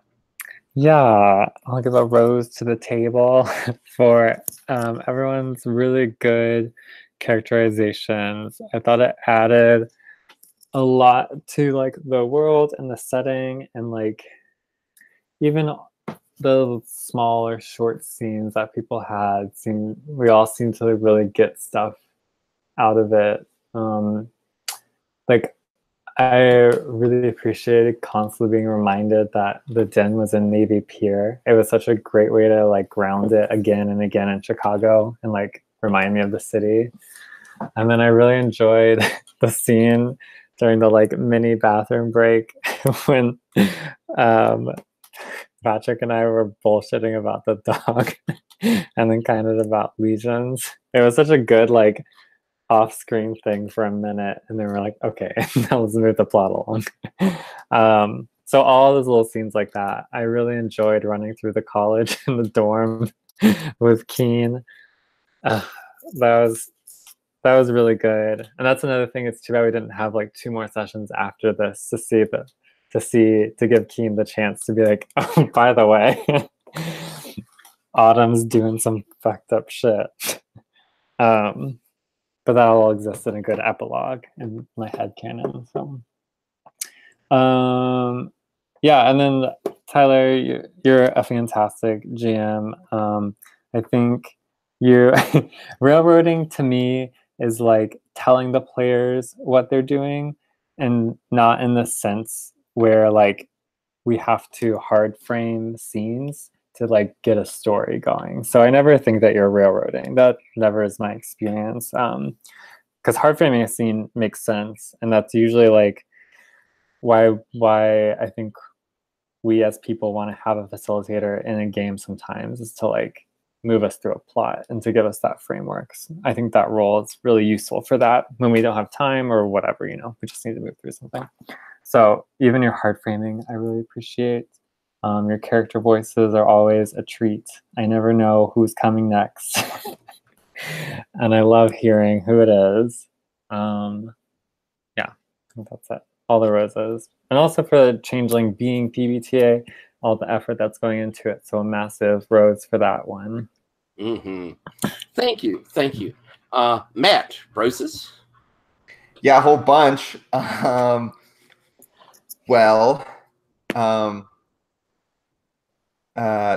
Pat, Ditto was like such a good character. Like the fact that you kept that voice for the entire game, and we're like some of those lines are just how you're delivering it. Like I couldn't even physically do that. Like I don't know if you have acting experience, but every time I was just like, this is so good. You could like be a voice actor or something. It was really, really good. And then a lot of the character concept too, of like not having a self and just being a reflection of everything around you and being, you know, forced to construct, just such a cool idea. So rose for you. Darren, Ash also was a very, very fun character. I always love playing with you. I always have a great time. And I thought that the way you ended things was like so good. Like you were just describing like, you know, using all of your tattoo ink and becoming a blank slate and sort of forgetting everything that you knew to sort of like free all these people. It was just such a good moment. And I was like, yeah, that definitely blew me away a little bit. Chris, I was very, very glad to have Pete on our side. I really appreciated that you played the character excellently, and you also sort of gave direction to the scenes really excellently. You were always on top of all the knowledge we had. You were always pushing for the characters to know what to do next. Like sometimes I'm a bit more of a just bullshitter where I kind of just like get by what's happening. Some games I definitely like to dive in, but like I definitely appreciated having you as sort of, you know, for one, just a really good character, but two, just a player at the table who was really constantly interested in bringing new ideas to everything. And definitely glad to have you alongside us. Tyler, this is my first Tyler game, and holy moly, you're so good. Every time Tyler leans in, I'm just like, oh shit, here we go. something's gonna happen. But yeah, I loved Hops and Creep and Fred. That scene was so good, and just you doing their voices back and forth was great. And all your personal, I guess, just you said that you're very interested in this kind of person and this kind of story in mass murderers and serial killers and just how people can be like that. And I definitely, I felt like there was a lot of heart and a lot of, you know, a lot of your own ideas and what you thought was really interesting that just kind of thrown in here. And I made my first Tyler and my first Changeling game a very, very good. And I'm glad that we, I guess, a rose for the game as well, because otherwise I probably would never be playing a World of Darkness game. But this is actually so cool. And now I want to run Changeling at some point, or playing it again because I really like this kind of urban fantasy. Before, I was never really into it, but this is definitely how you could hook me. So roses to everybody. Big, beautiful red roses for all of you. Thank you. Thank you, Matt. Thank you very, very much. Patrick, any roses? Nah. No, I really enjoyed this. I loved all of the characters in our motley, and I liked how it was all right, I guess. No, I really loved how all of our characters' strengths and also weaknesses really complemented each other well. I've been in like You're in a Band games and even Changeling ones before, where it's like, okay, let's just accept that we've worked together because circumstance or something. But the way the four of our characters really fit together was like it made sense for why we would come together as a motley. All of the like flaws that I could think of for myself were filled in by other people, and other people had like needs or holes in themselves that other people in the group would fill in. It was very nice. I think a special rose to Matt for bringing in the whole dream aspect, because the dream walking and the oneiromancy and stuff like that is one of my favorite themes in Changeling, and has not been picked up at all in any of the PbtA Changelings I've seen yet. So it was super fun to get to play in that area. And for Tyler, I'll say, like, I said at the beginning that I've played games with you before in Chicago with Holmes, and this was a totally different take on him, and very creepy and powerful and dominating, but also like weak and faking it in a way. It was a great mix, and it was very intimidating. And I am looking forward to more of this, and I'm excited to play more Changeling. So roses for the future as well. Not thorns, bad. No, roses. Yay! Excellent. Thank you very, very much. And for my roses, first off, I think Lowell has done a nice job of taking what World of Darkness Changeling is and bringing it into Powered by the Apocalypse. There's that flavor is different than any other Powered by the Apocalypse, and he did a great job of it. You really can feel that World of Darkness oppression. The things he did with it have worked out really nice. It has the proper flavor to it. It works. I think that the fact that each of these kits have such really nice focus and a set of moves. They aren't all going to be the same. There's so many moves. No one's going to make the same one, but all of them still feel right and proper for that kit. That's very clever. That's difficult to do. And it's a Powered by the Apocalypse that a lot of them feel like you're going to play 8 sessions and you're going to go, okay, I'm tired of it. I've monstered enough weeks to not need to do any more of it. This is a sort of game you feel like, holy crap, I could play this for months. I could play a long time in this game and still have stuff I'm enjoying and pulling out of it. So I think Lowell's done a great job of that. Patrick, I loved Ditto. I thought your characterization was brilliant. I loved that you leaned into things with other folks. That's always so nice to see someone be generous and play into what someone else is doing. And you did that over and over again. And that's so nice. That's such good player. That was really, really wonderful to see. Matt, I look at the beginning sessions of a run for inspiration on what people want to see. You brought in that dream early, the dreaming stuff early, and it became a lot of what this story was.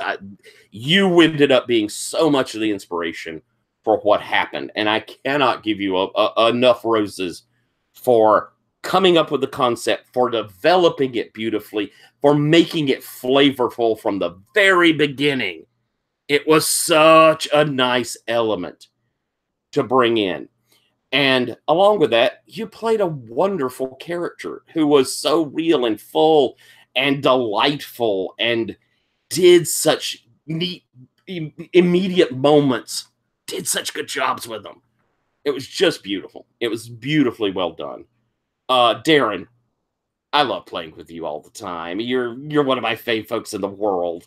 I liked Ash because Ash was kind of a dick, but was clearly dedicated to the Motley. And the nice playoff that went there was good to see. But I think my biggest rose all around is that last scene. That was such a strongly played scene. The giving of yourself, and whenever I asked you a question throughout the run, you always gave such deep, beautiful answers. But in that moment, it just seemed perfect. It was so gorgeous. And then that kind of collapsed. Oh my God. It was just exquisite. That's good role play. Oh my God. It was so good. And Chris, you and I love playing with you. Pete had the most accessibility to him. I could see he was someone that you wanted to have as your friend. He was someone that you could tell cared.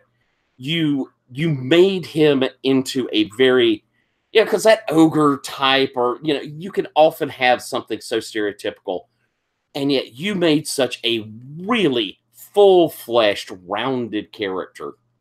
And it was just beautifully done. Also, I really liked the fact that you kept good drive going. Your ideas always helped us move. And I like to kind of build off what people say. You were constantly a person that I could, okay, we could build off that. Okay, let's do something with that. Oh my God, that's cool. Let's do something with that.